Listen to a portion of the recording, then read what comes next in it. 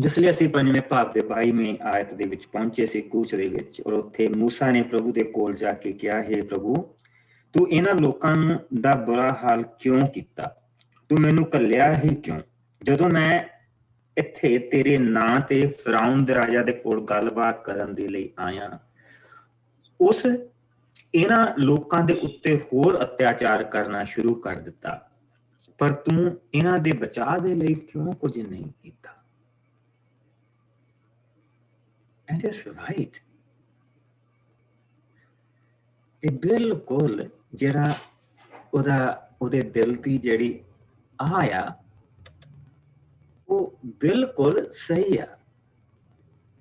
ਲੇਕਿਨ ਪ੍ਰਭੂ ਦੂਸਰੇ ਪਾਸੇ ਫਿਰੌਨ ਨੂੰ ਵੀ ਆਪਣਾ ਜ਼ੋਰ ਲਾ ਕੇ ਵੀ ਉਹ ਵੀ ਆਪਣਾ ਜ਼ੋਰ ਲਾ ਲਵੇ, ਇਹ ਵੀ ਨਾ ਕਵੇ ਕਿ ਮੈਂ ਆਪਣਾ ਜ਼ੋਰ ਲਾ ਕੇ ਨਹੀਂ ਦੇਖਿਆ। ਔਰ ਜਿਹੜੀ ਜੰਗ ਚੱਲਦੀ ਪਈ ਆ ਉਹ ਚੱਲਦੀ ਪਈ ਆ ਇੱਕ ਉਹ ਇਨਸਾਨ ਜਿਹੜਾ ਉਸ ਵੇਲੇ ਦਾ ਅਮਰੀਕਾ ਆ। ਬੇਸਿਕਲੀ ਅਸੀਂ ਈਜ਼ੀਲੀ ਕਹਿ ਸਕਦੇ ਹਾਂ ਕਿ ਜਿਹੜਾ ਉਸ ਵੇਲੇ ਦਾ ਅਮਰੀਕਾ ਹੈ, ਔਰ ਉਹਦੇ ਕੋਲ ਉਹਦੇ ਧਨੁਸ਼ ਦੇ ਵਿੱਚ ਹਰੇਕ ਚੀਜ਼ ਆ। ਦੁਨੀਆ ਦਾ ਵੱਡੇ ਤੋਂ ਵੱਡਾ ਜਾਦੂਗਰ ਆ ਕੇ ਉੱਥੇ ਬੈਠਾ ਆ, ਵੱਡੇ ਤੋਂ ਵੱਡਾ ਸਿਆਣਾ ਉੱਥੇ ਆ ਕੇ ਬੈਠਾ ਆ, ਸਾਰੀਆਂ ਚੀਜ਼ਾਂ ਉੱਥੇ। ਔਰ ਉਹ ਆਪਣੇ ਆਪ ਨੂੰ ਧਰਤੀ ਦੇ ਉੱਤੇ ਪਰਮੇਸ਼ਵਰ ਕਹਿੰਦਾ, ਰਾ ਗॉड ऑन अर्थ। ਸੋ ਪ੍ਰਭੂ ਨੇ ਰਾਹ ਦੇ ਥੱਲੇ ਹੁਣ ਜਿੰਨੇ ਵੀ ਜਿਹੜੇ ਦੇਵਤੇ ਸੀਗੇ, ਹੁਣ ਪ੍ਰਭੂ ਨੇ ਇੱਕ ਇੱਕ ਕਰਕੇ ਉਹਨਾਂ ਨੂੰ ਦਿਖਾਉਣੇ ਸ਼ੁਰੂ ਕਰ ਦਿੱਤੇ ਕਿ ਜਿਹੜੇ ਦੇਵਤਿਆਂ ਨੂੰ ਤੁਸੀਂ ਮੰਨਦੇ ਪਏ ਆ ਉਹ ਪੱਥਰ ਦੀਆਂ ਮੂਰਤੀਆਂ ਆ, ਇਸ ਤੋਂ ਜ਼ਿਆਦਾ ਉਹ ਕੁਛ ਨਹੀਂ ਹੈਗੇ। ਸੋ ਹੁਣ ਅਸੀਂ 6ਵੇਂ ਭਾਗ ਦੇ ਵਿੱਚ ਆ ਗਏ, ਔਰ ਪ੍ਰਭੂ ਨੇ मूसा ਨੂੰ ਜਵਾਬ ਦਿੱਤਾ। ਔਰ ਪਹਿਲੀ ਆਇਤ ਮੈਂ ਪੜੂੰਗਾ, ਫਿਰ ਕੋਈ ਜਣਾ ਦੂਸਰੀ ਆਇਤ ਤੂੰ ਕਾਂਟ ਪੜੇ। ਤਦ ਪ੍ਰਭੂ ਨੇ मूसा ਨੂੰ ਕਿਹਾ, ਹੁਣ ਤੂੰ ਦੇਖੇਂਗਾ ਕਿ ਮੈਂ ਫਿਰੌਨ ਰਾਜਾ ਦੇ ਨਾਲ ਕੀ ਕਰਦਾ ਹਾਂ। ਉਹ ਆਪ ਇਹਨਾਂ ਲੋਕਾਂ ਨੂੰ ਇੱਥੋਂ ਬਾਹਰ ਘੱਲੇਗਾ। ਮੈਂ ਉਸ ਨੂੰ ਇੰਨਾ ਤੰਗ ਕਰ ਦੇਵਾਂਗਾ ਕਿ ਉਹ ਬਦੋ ਬਦੀ ਇਹਨਾਂ ਨੂੰ ਆਪਣੇ ਦੇਸ਼ ਦੇ ਵਿੱਚੋਂ ਬਾਹਰ ਕੱਢੇਗਾ। ਜੇ ਲੋਕਾਂ ਤੇ ਭਾਰਾ ਸਮਾਂ ਨਾ ਆਉਂਦਾ ਤਾਂ ਲੋਕਾਂ ਨੇ ਕਹਿਣਾ ਇਹ ਤੇ ਈਜ਼ੀ ਸੀਗਾ, ਇਹ ਵੀ ਕੋਈ ਵੱਡੀ ਚੀਜ਼ ਸੀ। ਫਿਰੌਨ ਡਰ ਗਿਆ, ਉਸਨੇ ਸਾਨੂੰ ਇੱਥੋਂ ਕੱਢ ਦਿੱਤਾ। ਤੇ ਫਿਰੌਨ ਨੇ ਕਹਿਣਾ ਸੀ ਹਾਲੇ ਤੱਕ ਮੇਰੇ ਕੋਲ 9 ਦੇਵਤੇ ਹੋਰ ਹੈਗੇ ਆ, ਮੈਂ ਤੁਹਾਨੂੰ ਵਾਪਸ ਲਿਆ ਸਕਦੇ ਜਿਹੜੇ। ਲੇਕਿਨ ਪ੍ਰਭੂ ਨੇ ਉਹ ਹਰ ਚੀਜ਼ ਜਿਸ ਦੇ ਉੱਤੇ ਉਹ ਵਿਸ਼ਵਾਸ ਕਰਦਾ ਸੀ, ਹਰ ਚੀਜ਼ ਉਹ ਜਿਸ ਦੇ ਉੱਤੇ ਮਾਣ ਕਰਦਾ ਸੀ, ਉਹਨਾਂ ਸਾਰੀਆਂ ਚੀਜ਼ਾਂ ਨੂੰ ਨੇਸਤੋ ਨਾਬੂਦ ਕਰਕੇ ਔਰ ਫਿਰ ਪ੍ਰਭੂ ਆਪਣੇ ਲੋਕਾਂ ਨੂੰ ਉੱਥੋਂ ਲੈ ਕੇ ਗਿਆ। ਉਹਦਾ ਹਰ ਕਮਾਂਡ ਤੋੜ ਕੇ ਪ੍ਰਭੂ ਉੱਥੋਂ ਉਹਨਾਂ ਨੂੰ ਲੈ ਕੇ ਗਿਆ। ਸੋ ਆਓ ਦੂਸਰੀ ਆਇਤ ਤੋਂ ਆਪਾਂ ਸ਼ੁਰੂ ਕਰਦੇ ਹਾਂ। ਕੋਈ ਜਣਾ ਇਸ ਦੀਆਂ ਪਹਿਲੀਆਂ 13 ਆਇਤਾਂ ਪੜ੍ਹੇ। ਮੈਂ ਪੜ੍ਹ ਦਿੰਦਾ ਪਾਸਟਰ ਜੀ। ਮੇਰਾ ਪਿਆਰ ਸਾਰਿਆਂ ਨੂੰ ਜੈ ਮਸੀਹ ਦੀ। ਸਫਾ ਹੈਗਾ 86। ਪਰਮੇਸ਼ਰ ਦਾ ਫਿਰ मूसा ਨਾਲ ਗੱਲ ਕਰਨਾ। ਪਰਮੇਸ਼ਰ ਨੇ मूसा ਨੂੰ ਕਿਹਾ, ਮੈਂ ਪ੍ਰਭੂ ਹਾਂ।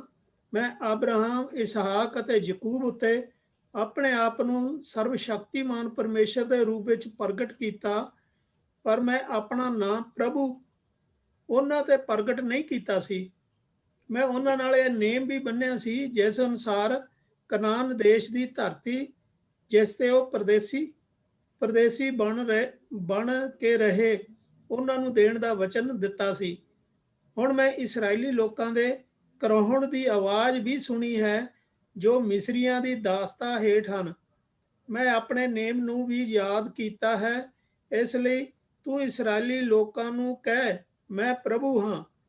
ਮੈਂ ਤੁਹਾਨੂੰ ਮਿਸਰੀਆਂ ਦੀ ਦਾਸਤਾ ਤੋਂ ਛੁਟਕਾਰਾ ਦੇਵਾਂਗਾ। ਮੈਂ ਤੁਹਾਨੂੰ ਆਪਣੀਆਂ ਬਾਹਾਂ ਦੇ ਜ਼ੋਰ ਅਤੇ ਵੱਡੇ ਨਿਆਂ ਨਾਲ ਬਾਹਰ ਕੱਢ ਲਿਆਵਾਂਗਾ। ਮੈਂ ਤੁਹਾਨੂੰ ਆਪਣੇ ਲੋਕ ਬਣਾਵਾਂਗਾ ਅਤੇ ਮੈਂ ਤੁਹਾਡਾ ਪਰਮੇਸ਼ਰ ਠਹਿਰਾਂਗਾ, ਜੋ ਤੁਹਾਨੂੰ ਮਿਸਰੀਆਂ ਦੀ ਦਾਸਤਾ ਤੋਂ ਬਾਹਰ ਕੱਢ ਕੇ ਲੈ ਆਇਆ। ਮੈਂ ਤੁਹਾਨੂੰ ਉਸ ਧਰਤੀ ਤੇ ਲੈ ਜਾਵਾਂਗਾ ਜਿਸ ਦੇ ਦੇਣ ਦੀ ਪ੍ਰਤਿਗਿਆ ਮੈਂ ਅਬਰਾਹਮ, ਇਸਹਾਕ ਅਤੇ ਯਕੂਬ ਨੂੰ ਦਿੱਤੀ ਸੀ। ਮੂਸਾ ਨੇ ਇਹ ਸਭ ਗੱਲਾਂ ਇਸਰਾਏਲੀ ਲੋਕਾਂ ਨੂੰ ਕਹੀਆਂ, ਪਰ ਉਹਨਾਂ ਨੇ ਉਸ ਦੀ ਨਾ ਸੁਣੀ, ਕਿਉਂਕਿ ਦਾਸਤਾ ਦੇ ਅਤਿਆਚਾਰ ਕਾਰਨ ਉਹਨਾਂ ਦੇ ਦਿਲ ਟੁੱਟ ਚੁੱਕੇ ਸਨ। ਪ੍ਰਭੂ ਨੇ ਫਿਰ ਮੂਸਾ ਨੂੰ ਕਿਹਾ, ਤੂੰ ਜਾ ਕੇ ਮਿਸਰ ਦੇ ਰਾਜਾ ਨੂੰ ਕਹਿ ਕਿ ਉਹ ਮੇਰੇ ਲੋਕਾਂ ਨੂੰ ਇਸ ਦੇਸ਼ ਵਿੱਚੋਂ ਜਾਣ ਦੇਵੇ।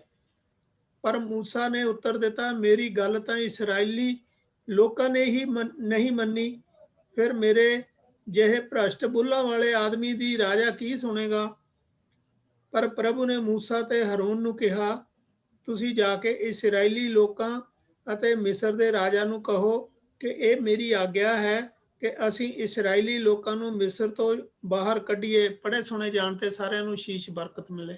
ਹੁਣ ਅਸੀਂ ਜਿਸ ਵੇਲੇ ਪ੍ਰਭੂ ਦੇ ਇਸ ਵਚਨ ਦੇ ਵਿੱਚ ਜਾਂਦੇ ਹਾਂ ਤੇ ਇੱਥੇ ਸਾਨੂੰ ਟਰੂ ਕੰਡੀਸ਼ਨ ਦਿਸਦੀ ਪਈ ਹੈ, and that is the main thing.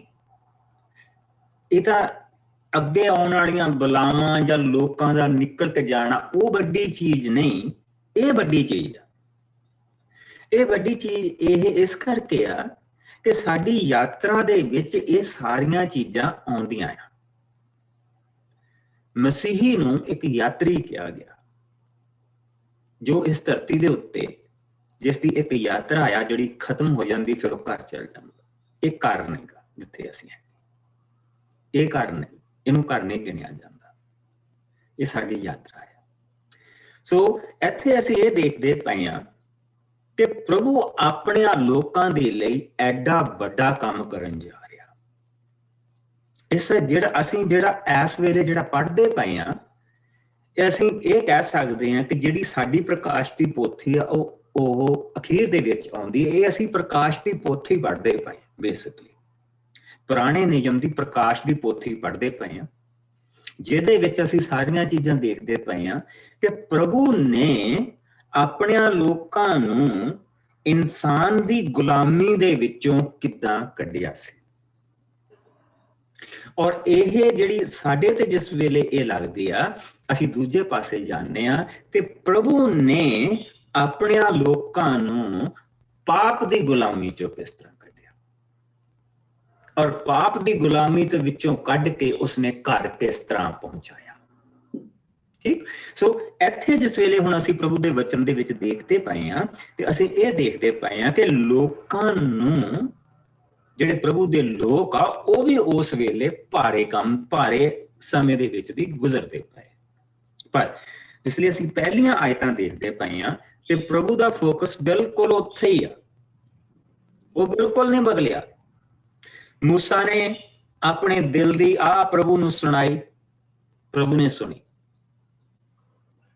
ਨੇ ਸੁਣੀ ਔਰ ਜਿਸ ਵੇਲੇ ਫਿਰ ਪ੍ਰਭੂ ਨੇ ਉਸ ਨੂੰ ਦੱਸਿਆ ਕਿ ਕੀ ਹੋ ਰਿਹਾ, ਕਿ ਹੁਣ ਜਿਹੜੇ ਸਮਾਂ ਆ ਰਿਹਾ ਉਹ ਇਸ ਤੋਂ ਵੀ ਔਖਾ ਆ ਰਿਹਾ ਔਰ ਮੈਂ ਇੰਨਾ ਤੰਗ ਉਸ ਨੂੰ ਕਰ ਦੂੰਗਾ ਕਿ ਉਹ ਤੁਹਾਨੂੰ ਆਪ ਘੱਲੇਗਾ। ਸਵਾਲ ਇਹ ਨਹੀਂ ਹੈਗਾ, ਸਵਾਲ ਕੀ ਹੈ, ਪ੍ਰਭੂ ਸਾਰੇ ਇਜਿਪਸ਼ੀਅਨਾਂ ਨੂੰ ਮਾਰ ਵੀ ਸਕਦਾ ਸੀ ਤੇ ਆਪਣੇ ਲੋਕਾਂ ਦਾ ਇਜਿਪਟ ਦੇ ਉੱਤੇ ਰਾਜ ਕਰ ਦਿੰਦਾ। ਕੀ ਪ੍ਰਭੂ ਦੇ ਲਈ ਕੋਈ ਵੱਡੀ ਗੱਲ ਸੀ? ਨਹੀਂ, ਵੱਡੀ ਗੱਲ ਇਹ ਸੀ ਕਿ ਉਹ ਆਪਣੀ ਹਾਰ ਮੰਨੇ। ਉਹ ਜਿਸ ਚੀਜ਼ ਦੇ ਉੱਤੇ ਭਰੋਸਾ ਕਰਦਾ, ਉਹਨਾਂ ਸਾਰੀਆਂ ਚੀਜ਼ਾਂ ਤੋਂ ਉਹ ਹਾਰ ਮੰਨੇ। ਹਾਲੇ ਤੱਕ ਉਸ ਨੂੰ ਆਪਣੀ ਤਾਕਤ ਤੇ ਭਰੋਸਾ ਹੈ ਔਰ ਆਪਣੀ ਤਾਕਤ ਦੇ ਨਾਲ ਜੋ ਉਹ ਕਰ ਸਕਦਾ ਉਹ ਕਰ ਰਿਹਾ।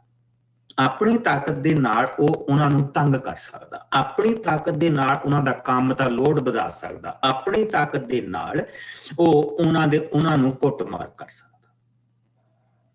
ਸੋ ਉਹ ਕਰਦਾ ਪਿਆ। ਲੇਕਿਨ ਪ੍ਰਭੂ ਨੇ ਕੀ ਕਿਹਾ?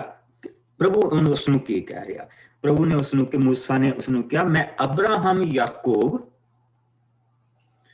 ਅਬਰਾਹਮ, ਇਸਹਾਕ ਤੇ ਯਾਕੂਬ ਦਾ ਪਰਮੇਸ਼ਰ।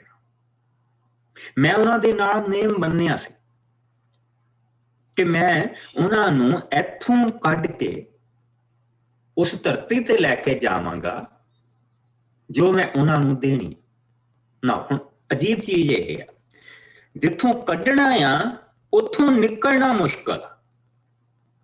ਜਿੱਥੇ ਪਹੁੰਚਣਾ ਆ ਉੱਥੇ ਕਬਜ਼ਾ ਕਰਨਾ ਮੁਸ਼ਕਲ ਆ। ਸੋ ਪ੍ਰਭੂ ਨੇ ਦੋ ਕੰਮ ਕਰਨੇ ਆ, ਔਰ ਉਹਨਾਂ ਕੰਮਾਂ ਦੇ ਵਿੱਚ ਪ੍ਰਭੂ ਨੇ ਜੋ ਕੁਝ ਕਰਨਾ ਉਹ ਸਾਰੀਆਂ ਅਜੀਬ ਚੀਜ਼ਾਂ ਹੈ ਜੋ ਉਸਨੇ ਆਪਣੇ ਲੋਕਾਂ ਦੇ ਲਈ ਕਰਨੀਆਂ। ਔਰ ਇਸ ਕਰਕੇ ਜਿਸ ਲਈ ਹੁਣ ਪ੍ਰਭੂ ਦੇ ਵਚਨ ਦੇ ਵਿੱਚ ਅਸੀਂ ਦੇਖਦੇ ਪਏ ਹਾਂ ਤੇ ਪ੍ਰਭੂ ਨੇ ਸਭ ਤੋਂ ਪਹਿਲਾਂ ਆਪਣਾ ਨੇਮ ਚੇਤੇ ਕਰਾਇਆ।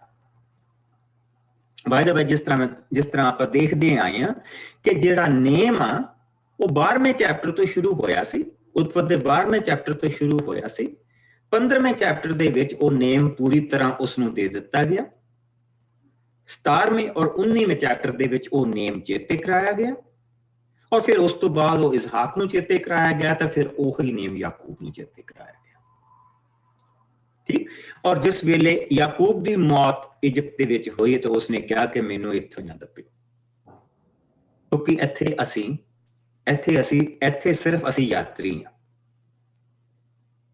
ਸੋ ਮੈਨੂੰ ਤੋਂ ਕਨਾਨ ਦੀ ਧਰਤੀ ਤੇ ਦੱਬ ਕੇ ਆ, ਕਿਉਂਕਿ ਅਸੀਂ ਕਨਾਨ ਦੀ ਧਰਤੀ, ਉਹ ਸਾਡੀ ਧਰਤੀ। ਔਰ ਉਸ ਵੇਲੇ ਉਹ ਇੱਕ ਗੁਫਾ ਓਨ ਕਰਦੇ, 5 ਜਾਂ 7 ਏਕੜ ਦੀ ਉਹ ਜਗ੍ਹਾ ਆ ਤੇ ਇਹਦੇ ਪਿੱਛੇ 10-12 ਏਕੜ ਦੀ ਗੁਫਾ ਆ, ਉਹ ਓਨ ਕਰਦੇ ਪਏ। 15-20 ਏਕੜ ਉੱਥੇ ਸਾਰੇ ਉਹਨਾਂ ਦੇ ਆਪਣੇ, ਜੋ ਅਬਰਾਹਮ ਨੇ ਮੁੱਲ ਲਏ। ਔਰ ਯਾਕੂਬ ਨੇ ਥੋੜੀ ਜਿਹੀ ਧਰਤੀ ਹੋਰ ਨਾਲ ਮੁੱਲ ਲਈ ਸੀ, ਇੱਕ ਖੇਤ ਨਾਲ ਮੁੱਲ ਲਿਆ ਸੀ। ਔਰ ਉਹ ਕਹਿ ਰਿਹਾ the great Egypt, ਜਿੱਥੇ ਦੇ ਮਹਿਲਾਂ ਨਾਲੋਂ ਕਬਰਾਂ ਸੋਹਣੀਆਂ ਆ। ਔਰ ਉਹ ਕਹਿ ਰਿਹਾ ਕਿ ਮੈਨੂੰ ਇੱਥੇ ਨਹੀਂ ਦੱਬਣਾ, ਮੈਨੂੰ ਇੱਥੋਂ ਲੈ ਜਾ ਔਰ ਇੱਥੋਂ ਲਿਜਾ ਕੇ ਮੈਨੂੰ ਕਨਾਨ ਦੇ ਵਿੱਚ ਦੱਬ। ਯੂਸਫ ਜੋ ਪ੍ਰਾਈਮ ਮਿਨਿਸਟਰ, ਰਾਜਾ ਕਹਿੰਦਾ ਕਹਾਉਂਦਾ ਪਿਰਾਮਿਡ ਉਹਦੇ ਲਈ ਬਣਵਾ ਸਕਦਾ, ਪਰ ਉਸਨੇ ਕਿਹਾ ਮੈਨੂੰ ਵੀ ਇੱਥੇ ਨਹੀਂ। ਉਸਨੇ ਰਾਜਾ ਨੂੰ ਕਿਹਾ ਕਿ ਜੋ ਵੀ ਉਸਨੇ ਕਿਹਾ ਕਿ ਛੋਟਾ ਜਿਹਾ ਪਿਰਾਮਿਡ ਉਸਦੇ ਲਈ ਬਣਾਇਆ ਗਿਆ ਜਿਸ ਦੇ ਵਿੱਚ ਉਸਦੀਆਂ ਬੋਨਸ ਰੱਖੀਆਂ ਗਈਆਂ, ਤੇ ਉਸਨੇ ਵੀ ਕਿਹਾ ਜਾਂਦੇ ਹੋਏ ਮੈਨੂੰ ਇੱਥੋਂ ਲੈ ਜਾਇਓ, ਕਿਉਂਕਿ ਅਸੀਂ ਇੱਥੇ ਨਹੀਂ ਰਹਿਣਾ, ਅਸੀਂ ਇੱਥੇ ਨਹੀਂ ਰਹਿਣਾ।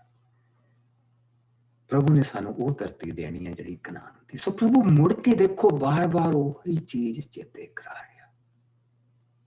ਸੋ ਅੱਜ ਪ੍ਰਭੂ ਸਾਨੂੰ ਕੀ ਚੇਤੇ ਕਰਾ ਰਿਹਾ? ਇਹ ਤੇਰਾ ਘਰ ਨਹੀਂ,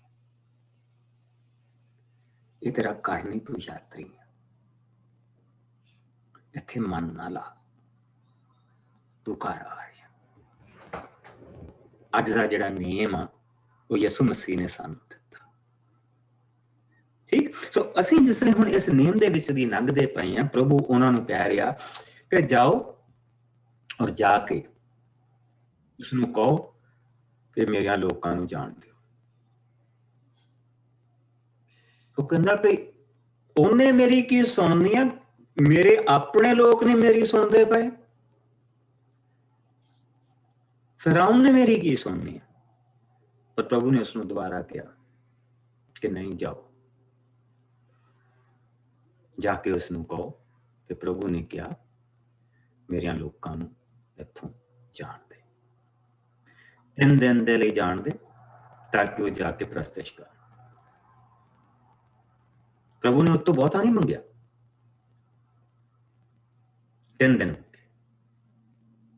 ਕਿ ਮੇਰੇ ਲੋਕ ਜਾ ਕੇ ਮੇਰੀ ਪ੍ਰਸਤਿਸ਼ ਕਰਨ, ਲੇਕਿਨ ਉਸਨੇ ਕਿਹਾ ਕਿ ਨਹੀਂ, ਇਹ ਨਹੀਂ ਜਾ ਸਕਦੇ। ਸੋ ਹੁਣ ਅਸੀਂ ਟੱਬਰਾਂ ਦਾ ਲੇਖਾ ਪੜਾਂਗੇ, ਫਿਰ ਉਸ ਤੋਂ ਬਾਅਦ ਬਾਕੀ ਦੀਆਂ ਸਾਰੀਆਂ ਚੀਜ਼ਾਂ ਸ਼ੁਰੂ ਹੋਣਗੀਆਂ। ਸੋ 14 ਆਇਤ ਤੋਂ ਲੈ ਕੇ ਆਓ ਅਸੀਂ 30 ਆਇਤ ਤੱਕ ਇਸ ਨੂੰ ਦੇਖੀਏ। ਮੈਂ ਪੜ੍ਹਦੇ ਹਾਂ ਬਸ ਜੀ। ਮੂਸਾ ਤੇ ਹਰੂਨ ਦੇ ਟੱਬਰਾਂ ਦਾ ਲੇਖਾ। ਯਕੂਬ ਦੇ ਜੇਠੇ ਪੁੱਤਰ ਰਊਬਨ ਦੇ ਪੁੱਤਰਾਂ ਅਤੇ ਉਸ ਤੋਂ ਚੱਲੀਆਂ ਕੁੱਲਾਂ ਦੇ ਇਹ ਨਾਂ ਸਨ: ਹਨੋਕ, ਫਲੂ, ਹਸਰੋਨ ਅਤੇ ਕਰਮੀ। ਸਿਮਿਓਨ ਦੇ ਪੁੱਤਰਾਂ ਅਤੇ ਉਸ ਤੋਂ ਚੱਲੀਆਂ ਕੁੱਲਾਂ ਦੇ ਇਹ ਨਾਂ ਸਨ: ਜੈਮੂਏਲ, ਜਮੀਨ, ਉਹਦ, ਯਕੀਨ ਅਤੇ ਸ਼ਮਿਓਨ ਦੀ ਕਨਾਨੀ ਪਤਨੀ ਦਾ ਪੁੱਤਰ ਸੋਹਰ। ਲੇਵੀ ਦੇ ਪੁੱਤਰਾਂ ਦੇ ਨਾਂ ਇਹ ਸਨ: ਗੇਰਸ਼ੋਨ, ਕਹਾਤ ਅਤੇ ਮਰਾਰੀ। ਲੇਵੀ ਦੀ ਕੁੱਲ ਉਮਰ 135 ਸਾਲ ਸੀ। ਗਰੇਸ਼ੋਨ ਦੇ ਪੁੱਤਰਾਂ ਅਤੇ ਉਹਨਾਂ ਤੋਂ ਚੱਲੀਆਂ ਕੁੱਲਾਂ ਦੇ ਇਹ ਨਾਂ ਸਨ: ਲਿਬਨੀ ਅਤੇ ਸ਼ਮਈ। ਕਹਾਤ ਦੇ ਪੁੱਤਰਾਂ ਦੇ ਨਾਂ ਇਹ ਸਨ: ਅਮਰਾ, ਜਿਸਹਾਰ, ਅਬਰੋਨ ਅਤੇ ਉਜੀਏਲ। ਕਹਾਤ ਦੀ ਉਮਰ 133 ਸਾਲ ਸੀ। ਮਰਾਰੀ ਦੇ ਪੁੱਤਰਾਂ ਦੇ ਇਹ ਨਾਂ ਸਨ, ਮਹਿਲੀ ਅਤੇ ਮੂਸ਼ੀ। ਇਹ ਸਭ ਲੇਵੀ ਤੋਂ ਚੱਲੀਆਂ ਕੁੱਲਾਂ ਦੇ ਨਾਂ ਸਨ। ਅਮਰਾ ਨੇ ਆਪਣੀ ਫੁੱਫੀ ਜੋਕਬਦ ਨਾਲ ਵਿਆਹ ਕੀਤਾ ਤੇ ਉਸਦੇ ਘਰ 2 ਪੁੱਤਰ ਜੰਮੇ, ਹरून ਅਤੇ ਮੂਸਾ। ਅਮਰਾ ਦੀ ਕੁੱਲ ਉਮਰ 137 ਸਾਲ ਸੀ। ਜਿਸਹਾਰ ਦੇ ਪੁੱਤਰਾਂ ਦੇ ਇਹ ਨਾਂ ਸਨ, ਕੋਰਾ, ਨਫਾਗ ਅਤੇ ਜ਼ਿਕਰੀ। ਉਜੀਏਲ ਦੇ ਪੁੱਤਰਾਂ ਦੇ ਇਹ ਨਾਂ ਸਨ, ਮਿਸ਼ਾਇਲ, ਅਲਸਾਫਾਨ ਅਤੇ ਸਿਤਰੀ। ਹरून ਦੇ ਨਹਸੋਨ ਦੀ ਭੈਣ ਅਮੀਨਾਦਾਬ ਦੀ ਪੁੱਤਰੀ ਅਲੀਸਵਾ ਨਾਲ ਵਿਆਹ ਕੀਤਾ ਅਤੇ ਉਸਦੇ ਇਹ 4 ਪੁੱਤਰ ਜੰਮੇ, ਨਦਾਬ, ਅੰਬੀਹੂ, ਅਲ-ਅਜ਼ਾਰ ਅਤੇ ਈਥਾਮਾਰ। ਕੋਰਾ ਦੇ ਇਹ 3 ਪੁੱਤਰ ਸਨ, ਅਸੀਰ, ਅਲਕਨਾ ਅਤੇ ਅਬੀਆਸਫ। ਹरून ਦੇ ਪੁੱਤਰ ਅਲਜ਼ਾਰ ਨੇ ਫੂਟੀਅਲ ਦੀ ਇੱਕ ਪੁੱਤਰੀ ਨਾਲ ਵਿਆਹ ਕੀਤਾ। ਉਸਦੇ ਘਰ ਇੱਕ ਪੁੱਤਰ ਫੀਨਹਾਸ ਨੇ ਜਨਮ ਲਿਆ। ਇਹ ਸਭ ਲੇਵੀ ਕਬੀਲੇ ਦੀਆਂ ਅਗਲੀਆਂ ਕੁੱਲਾਂ ਹਨ। ਹरून ਅਤੇ ਮੂਸਾ ਸਨ ਜਿਨ੍ਹਾਂ ਨੂੰ ਪ੍ਰਭੂ ਨੇ ਕਿਹਾ, ਇਜ਼ਰਾਈਲ ਦੇ ਲੋਕਾਂ ਨੂੰ ਉਹਨਾਂ ਦੇ ਟੱਬਰਾਂ ਸਮੇਤ ਮਿਸਰ ਤੋਂ ਬਾਹਰ ਕੱਢ ਕੇ ਲਿਆਓ। ਇਹਨਾਂ ਦੋਹਾਂ ਨੇ ਹੀ ਮਿਸਰ ਦੇ ਰਾਜਾ ਨੂੰ ਕਿਹਾ ਕਿ ਇਜ਼ਰਾਈਲੀ ਲੋਕਾਂ ਨੂੰ ਮਿਸਰ ਦੇ ਵਿੱਚੋਂ ਜਾਣ ਦੇ। ਮੂਸਾ ਅਤੇ ਹरून ਨੂੰ ਪ੍ਰਭੂ ਆਗਿਆ ਦਿੰਦਾ। ਜਿਸ ਦਿਨ ਪ੍ਰਭੂ ਨੇ ਮੂਸਾ ਅਤੇ ਹरून ਨਾਲ ਮਿਸਰ ਵਿੱਚ ਗੱਲਬਾਤ ਕੀਤੀ, ਉਸਨੇ ਉਹਨਾਂ ਦੋਹਾਂ ਨੂੰ ਇਹ ਆਗਿਆ ਵੀ ਦਿੱਤੀ, ਮੈਂ ਪ੍ਰਭੂ ਹਾਂ, ਮਿਸਰ ਦੇ ਰਾਜਾ ਨੂੰ ਇਹ ਸਭ ਗੱਲਾਂ ਦੱਸੋ। ਪਰ ਮੂਸਾ ਨੇ ਕਿਹਾ, ਤੂੰ ਜਾਣਦਾ ਹੈ ਕਿ ਮੇਰੇ ਬੋਲਣ ਦਾ ਉਸ ਤੇ ਕੋਈ ਅਸਰ ਨਹੀਂ ਹੁੰਦਾ, ਇਸ ਲਈ ਰਾਜਾ ਮੇਰੀ ਨਹੀਂ ਸੁਣੇਗਾ। ਆਮੀਨ। ਸੋ ਹਾਲੇ ਤੱਕ ਉਹੀ ਜਿੱਦਾਂ ਵਿੱਚ ਅਸੀਂ ਕੁੱਲਾਂ ਪੜ੍ਹੀਆਂ, ਕੁੱਲਾਂ ਪੜ੍ਹਨ ਤੋਂ ਬਾਅਦ ਅਸੀਂ ਬੇਸਿਕਲੀ ਇਹ ਦੇਖਦੇ ਪਏ ਹਾਂ ਕਿ 13ਵੀਂ ਆਇਤ ਤੋਂ 28ਵੀਂ ਆਇਤ ਅਗਰ ਅਸੀਂ ਡਾਇਰੈਕਟ ਆ ਜਾਂਦੇ ਹਾਂ ਤੇ ਉਹੀ ਗੱਲਬਾਤ ਚੱਲਦੀ ਪਈ ਆ ਕਿ ਜਿਸ ਵੇਲੇ 13ਵੀਂ ਆਇਤ ਦੇ ਵਿੱਚ ਪ੍ਰਭੂ ਉਹਨਾਂ ਦੇ ਨਾਲ ਗੱਲ ਕਰਦਾ ਪਿਆ ਕਿ ਪ੍ਰਭੂ ਨੇ ਮੂਸਾ ਤੇ ਹਾरून ਨੂੰ ਕਿਹਾ, ਤੁਸੀਂ ਜਾ ਕੇ ਇਜ਼ਰਾਈਲੀ ਲੋਕਾਂ ਤੇ ਮਿਸਰ ਦੇ ਰਾਜਾ ਨੂੰ ਕਹੋ ਕਿ ਮੇਰੀ ਆਗਿਆ ਹੈ ਕਿ ਅਸੀਂ ਇਜ਼ਰਾਈਲੀ ਲੋਕਾਂ ਨੂੰ ਮਿਸਰ ਤੋਂ ਬਾਹਰ ਕੱਢੀਏ। ਔਰ ਅਗਰ 28ਵੀਂ ਆਇਤ ਤੇ ਅਸੀਂ ਬਿਲਕੁਲ ਫਿਰ ਆ ਜਾਂਦੇ ਹਾਂ ਔਰ ਉੱਥੇ ਦੱਸਿਆ ਕਿ ਜਿਸ ਦਿਨ ਪ੍ਰਭੂ ਨੇ ਮੂਸਾ ਤੇ ਹਾरून ਦੇ ਨਾਲ ਮਿਸਰ ਦੇ ਵਿੱਚ ਗੱਲਬਾਤ ਕੀਤੀ ਕਿ ਉਸਨੇ ਉਹਨਾਂ ਦੋਹਾਂ ਨੂੰ ਇਹ ਆਗਿਆ ਦਿੱਤੀ ਕਿ ਮੈਂ ਪ੍ਰਭੂ ਹਾਂ, ਮਿਸਰ ਦੇ ਰਾਜਾ ਦੇ ਨਾਲ ਮਿਸਰ ਦੇ ਰਾਜਾ ਨੂੰ ਇਹ ਸਭ ਗੱਲਾਂ ਦੱਸੋ। ਔਰ ਮੂਸਾ ਦਾ ਜਿਹੜਾ ਜਵਾਬ ਆ ਉਹ ਸੇਮ। ਪਰ ਮੂਸਾ ਨੇ ਕਿਹਾ, ਤੂੰ ਜਾਣਦਾ ਹੈ ਕਿ ਮੇਰੇ ਬੋਲਣ ਦਾ ਉਸ ਦੇ ਉੱਤੇ ਕੋਈ ਅਸਰ ਨਹੀਂ ਹੁੰਦਾ, ਇਸ ਲਈ ਰਾਜਾ ਮੇਰੀ ਨਹੀਂ ਸੁਣੇਗਾ। ਸੋ ਬੇਸਿਕਲੀ ਮੇਰੇ ਲੋਕ ਮੇਰੀ ਨਹੀਂ ਸੁਣਦੇ ਪਏ। ਮੈਂ ਇਹਨਾਂ ਨੂੰ ਦੱਸਿਆ, ਤੂੰ ਜੋ ਇਹਨਾਂ ਨੂੰ ਦੱਸਿਆ ਕਿ ਇਹਨਾਂ ਦੇ ਪੁਰਖਿਆਂ ਦੇ ਨਾਲ ਮੈਂ ਵਾਅਦਾ ਕੀਤਾ, ਇਹਨਾਂ ਨੂੰ ਕਨਾਨ ਦੀ ਧਰਤੀ ਦਊਂਗਾ, ਇਹਨਾਂ ਨੂੰ ਉਹਨਾਂ ਦੇ ਉੱਤੇ ਉਹਨਾਂ ਚੀਜ਼ਾਂ ਦੇ ਉੱਤੇ ਕੋਈ ਭਰੋਸਾ ਨਹੀਂ। ਕਿ ਮੇਰੇ ਆਪਣੇ ਲੋਕ ਵੀ ਨਹੀਂ ਸੁਣਦੇ ਪਏ ਔਰ ਮੇਰੀ ਰਾਜਾ ਵੀ ਨਹੀਂ ਸੁਣਦਾ ਪਿਆ। ਸੋ ਅਗਰ ਅਸੀਂ ਮੂਸਾ ਨੂੰ ਸੁਪਰ ਹੀਰੋ ਬਣਾਉਣਾ ਹੋਵੇ ਤਾਂ ਸੁਪਰ ਹੀਰੋ ਦਾ ਇਹ ਹਾਲ ਆ। ਔਰ ਇਸ ਕਰਕੇ ਸਾਨੂੰ God behind man ਦੇਖਣਾ ਪੈਂਦਾ। ਮੈਨ ਜਿਹੜਾ ਇਨਸਾਨ ਆ ਉਹ ਸਿਰਫ ਇੱਕ ਭਾਂਡਾ ਹੈ, nothing more, nothing less। ਲੇਕਿਨ ਜਿਹੜਾ ਪਿੱਛੇ ਪਰਮੇਸ਼ਵਰ ਉਸ ਨੂੰ ਦੇਖਣਾ ਪੈਂਦਾ। ਅਗਰ ਮੂਸਾ ਨੂੰ ਅਸੀਂ ਦੇਖੀਏ ਤਾਂ ਉਹ ਬਹੁਤ ਰਿਲੈਕਟੈਂਟ ਆ ਹਰੇਕ ਚੀਜ਼ ਦੇ ਵਿੱਚ। ਉਸਨੇ ਪਹਿਲਾਂ ਹੀ ਪ੍ਰਭੂ ਨੂੰ ਕਹਿਤਾ ਸੀ ਕਿ ਤੂੰ ਮੈਨੂੰ ਰਹਿਣ ਦੇ, ਤੂੰ ਕਿਸੇ ਹੋਰ ਨੂੰ ਚੁਣ ਲਾ। ਸਾਰੇ ਬਾਨੇ ਪ੍ਰਭੂ ਨੇ ਉਸਦੇ ਫੇਲ ਕਰ ਦਿੱਤੇ ਤੇ ਉਸ ਨੂੰ ਲੈ ਕੇ ਆਇਆ। ਔਰ ਇਹਦੇ ਵਿੱਚ ਪ੍ਰਭੂ ਦੀ ਬਰਕਤ, ਇਹਦੇ ਵਿੱਚ ਅਸੀਂ ਪ੍ਰਭੂ ਦੀ ਵਡਿਆਈ ਦੇਖਦੇ ਹਾਂ।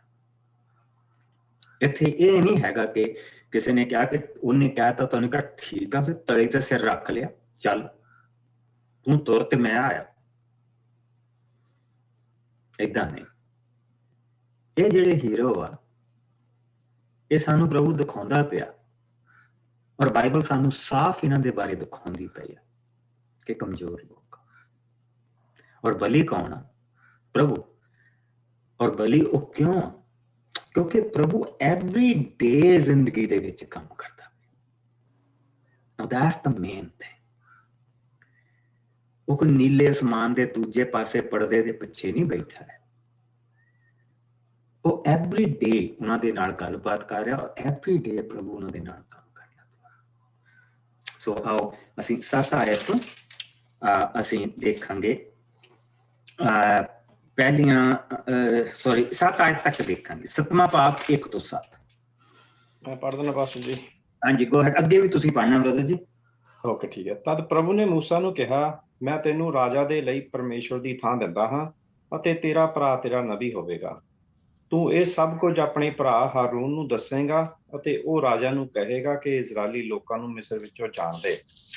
ਪਰ ਮੈਂ ਫਿਰੌਨ ਦਾ ਮਨ ਸਖਤ ਕਰ ਦੇਵਾਂਗਾ, ਇਸ ਲਈ ਬੇਸ਼ੱਕ ਮੈਂ ਮਿਸਰ ਵਿੱਚ ਕਿੰਨੇ ਵੀ ਚਮਤਕਾਰ ਜਾਂ ਚਿੰਨ੍ਹ ਕਿਉਂ ਨਾ ਦਿਖਾਵਾਂ, ਪਰ ਉਹ ਤੇਰੀ ਗੱਲ ਫਿਰ ਵੀ ਨਹੀਂ ਸੁਣੇਗਾ। ਪਰ ਮੈਂ ਇਸੇ ਸਮੇਂ ਮਿਸਰ ਨੂੰ ਸਖਤ ਸਜ਼ਾ ਦੇਵਾਂਗਾ ਅਤੇ ਆਪਣੇ ਲੋਕਾਂ ਨੂੰ ਉੱਥੋਂ ਸ਼ਰੇਆਮ ਬਾਹਰ ਕੱਢ ਲਿਆਵਾਂਗਾ। ਜਦੋਂ ਮੈਂ ਇਹ ਆਪਣੇ ਸ਼ਕਤੀਸ਼ਾਲੀ ਹੱਥ ਨਾਲ ਆਪ ਕਰਾਂਗਾ ਤਾਂ ਮਿਸਰੀ ਜਾਣਨਗੇ ਕਿ ਮੈਂ ਹੀ ਪ੍ਰਭੂ ਹਾਂ। ਮੂਸਾ ਅਤੇ ਹਾਰੂਨ ਨੇ ਸਭ ਕੁਝ ਪ੍ਰਭੂ ਦੀ ਆਗਿਆ ਅਨੁਸਾਰ ਕੀਤਾ। ਮੂਸਾ ਦੀ ਉਮਰ ਉਸ ਸਮੇਂ 80 ਸਾਲ ਅਤੇ ਹਾਰੂਨ ਦੀ 83 ਸਾਲ ਸੀ ਜਦੋਂ ਉਹਨਾਂ ਫਿਰੌਨ ਰਾਜਾ ਨਾਲ ਗੱਲਬਾਤ ਕੀਤੀ। ਹੁਣ ਅਸੀਂ ਕੀ ਦੇਖਦੇ ਪਏ ਕਿ ਦੋ ਬਜ਼ੁਰਗ ਆਦਮੀ, ਇੱਕ 80 ਸਾਲ ਦਾ, ਇੱਕ 83 ਸਾਲ ਦਾ, ਔਰ ਅਸੀਂ ਇਹ ਦੇਖਦੇ ਪਏ ਹਾਂ ਕਿ ਪ੍ਰਭੂ ਇਹ ਕਹਿ ਰਿਹਾ ਕਿ ਚਿੰਨ੍ਹ ਮੈਂ ਬਹੁਤ ਦਿਖਾਊਂਗਾ, ਪਰ ਚਿੰਨ੍ਹਾਂ ਦਾ ਉੱਤੇ ਕੋਈ ਅਸਰ ਨਹੀਂ ਹੁੰਦਾ। ਔਰ ਪ੍ਰਭੂ ਦਾ ਸ਼ੁਕਰ ਹੈ ਕਿ ਚਿੰਨ੍ਹ ਚਮਤਕਾਰਾਂ ਦੇ ਨਾਲ ਉਹ ਲੋਕਾਂ ਨੂੰ ਆਪਣੇ ਕੋਲ ਲੈ ਕੇ ਆਉਂਦਾ ਆ, ਪਰ ਖਾਸ ਅਸਰ ਨਹੀਂ ਹੁੰਦਾ ਉਹਨਾਂ ਚੀਜ਼ਾਂ ਦਾ, ਬਹੁਤੀ ਦੇਰ ਨਹੀਂ ਰਹਿੰਦਾ। ਚਿੰਨ੍ਹ ਚਮਤਕਾਰਾਂ ਦਾ ਜਿਹੜਾ ਵਿਸ਼ਵਾਸ ਹੁੰਦਾ ਨਾ, ਉਹ ਚਿੰਨ੍ਹ ਚਮਤਕਾਰਾਂ ਤੱਕ ਹੀ ਹੁੰਦਾ। ਉਸਨੇ ਚਿੰਨ੍ਹ ਚਮਤਕਾਰ ਦੇਖਣਾ, ਅਸੀਂ ਦੇਖਣਾ ਕਿ ਉਹਨੇ ਚਿੰਨ੍ਹ ਚਮਤਕਾਰ ਦੇਖਣਾ, ਉਹਨੇ ਮੰਨ ਜਾਣਾ, ਉਹਨੇ ਫਿਰ ਠੀਕ ਹੋ ਜਾਣਾ, ਉਹਨੇ ਫਿਰ ਮੰਨ ਜਾਣਾ, ਉਹਨੇ ਫਿਰ ਠੀਕ ਹੋ ਜਾਣਾ। ਸੋ ਪ੍ਰਭੂ ਨੇ ਜਿਹੜੀ ਮੇਨ ਚੀਜ਼ ਕਹੀ ਆ ਉਹ ਇਹ ਆ, 5ਵੀਂ ਆ, ਮੈਂ ਇਹ ਆਪਣੇ ਸ਼ਕਤੀਸ਼ਾਲੀ ਹੱਥ ਦੇ ਨਾਲ ਆਪ ਕਰਾਂਗਾ। ਮੈਂ ਉਸਨੂੰ ਚਿੰਨ੍ਹ ਚਮਤਕਾਰ ਦਿਖਾਊਂਗਾ, ਪਰ ਉਸਦਾ ਮਨ ਢੀਠ ਹੋਏਗਾ, ਪਰ ਉਹ ਤੇਰੀ ਗੱਲ ਫਿਰ ਵੀ ਨਹੀਂ ਸੁਣੇਗਾ। ਪਰ ਮੈਂ ਇਸ ਸਮੇਂ ਮਿਸਰ ਨੂੰ ਸਖਤ ਸਜ਼ਾ ਦੇਵਾਂਗਾ ਅਤੇ ਆਪਣੇ ਲੋਕਾਂ ਨੂੰ ਉੱਥੋਂ ਸ਼ਰੇਆਮ ਬਾਹਰ ਕੱਢ ਕੇ ਲਿਆਵਾਂਗਾ। ਇੱਕ ਦਿਨ ਦਿਹਾੜੇ ਮੈਂ ਲੈ ਕੇ ਜਾਊਂਗਾ। ਜਦੋਂ ਮੈਂ ਇਹ ਆਪਣੇ ਸ਼ਕਤੀਸ਼ਾਲੀ ਹੱਥ ਦੇ ਨਾਲ ਆਪ ਕਰਾਂਗਾ, ਤਾਂ ਮਿਸਰੀ ਜਾਣਨਗੇ ਕਿ ਮੈਂ ਪ੍ਰਭੂ ਹਾਂ, ਮੈਂ ਪ੍ਰਭੂ ਹਾਂ। ਸੋ ਮੂਸਾ ਨੇ ਹਾਰੂਨ ਨੂੰ ਇਹ ਸਭ ਕੁਝ ਦੀ ਆਗਿਆ ਦਿੱਤੀ, ਔਰ ਉਸ ਤੋਂ ਬਾਅਦ ਉਹਨਾਂ ਦੀ ਉਮਰ ਦੱਸੀ ਗਈ। ਅੱਛਾ ਬ੍ਰਦਰ ਜੀ, ਹੁਣ 8 ਤੋਂ ਲੈ ਕੇ 13 ਤੱਕ। ਠੀਕ ਹੈ। ਹਾਰੂਨ ਦੀ ਲਾਠੀ। ਪ੍ਰਭੂ ਨੇ ਮੂਸਾ ਅਤੇ ਹਾਰੂਨ ਨੂੰ ਕਿਹਾ, ਜੇਕਰ ਰਾਜਾ ਕਹੇ ਕਿ ਆਪਣੇ ਸੱਚੇ ਸਿੱਧ ਕਰਨ ਲਈ ਕੋਈ ਚਮਤਕਾਰ ਕਰਕੇ ਦਿਖਾਓ, ਤਾਂ ਤੂੰ ਹਾਰੂਨ ਨੂੰ ਕਹਿਣਾ, ਆਪਣੀ ਲਾਠੀ ਰਾਜਾ ਦੇ ਸਾਹਮਣੇ ਸੁੱਟ ਦੇ, ਜੋ ਸੁੱਟਦਿਆਂ ਹੀ ਸੱਪ ਬਣ ਜਾਵੇਗੀ। ਸੋ ਮੂਸਾ ਅਤੇ ਹਾਰੂਨ ਨੇ ਫਿਰੌਨ ਰਾਜਾ ਦੇ ਸਾਹਮਣੇ ਜਾ ਕੇ ਸਭ ਕੁਝ ਪ੍ਰਭੂ ਦੇ ਕਹੇ ਅਨੁਸਾਰ ਕੀਤਾ।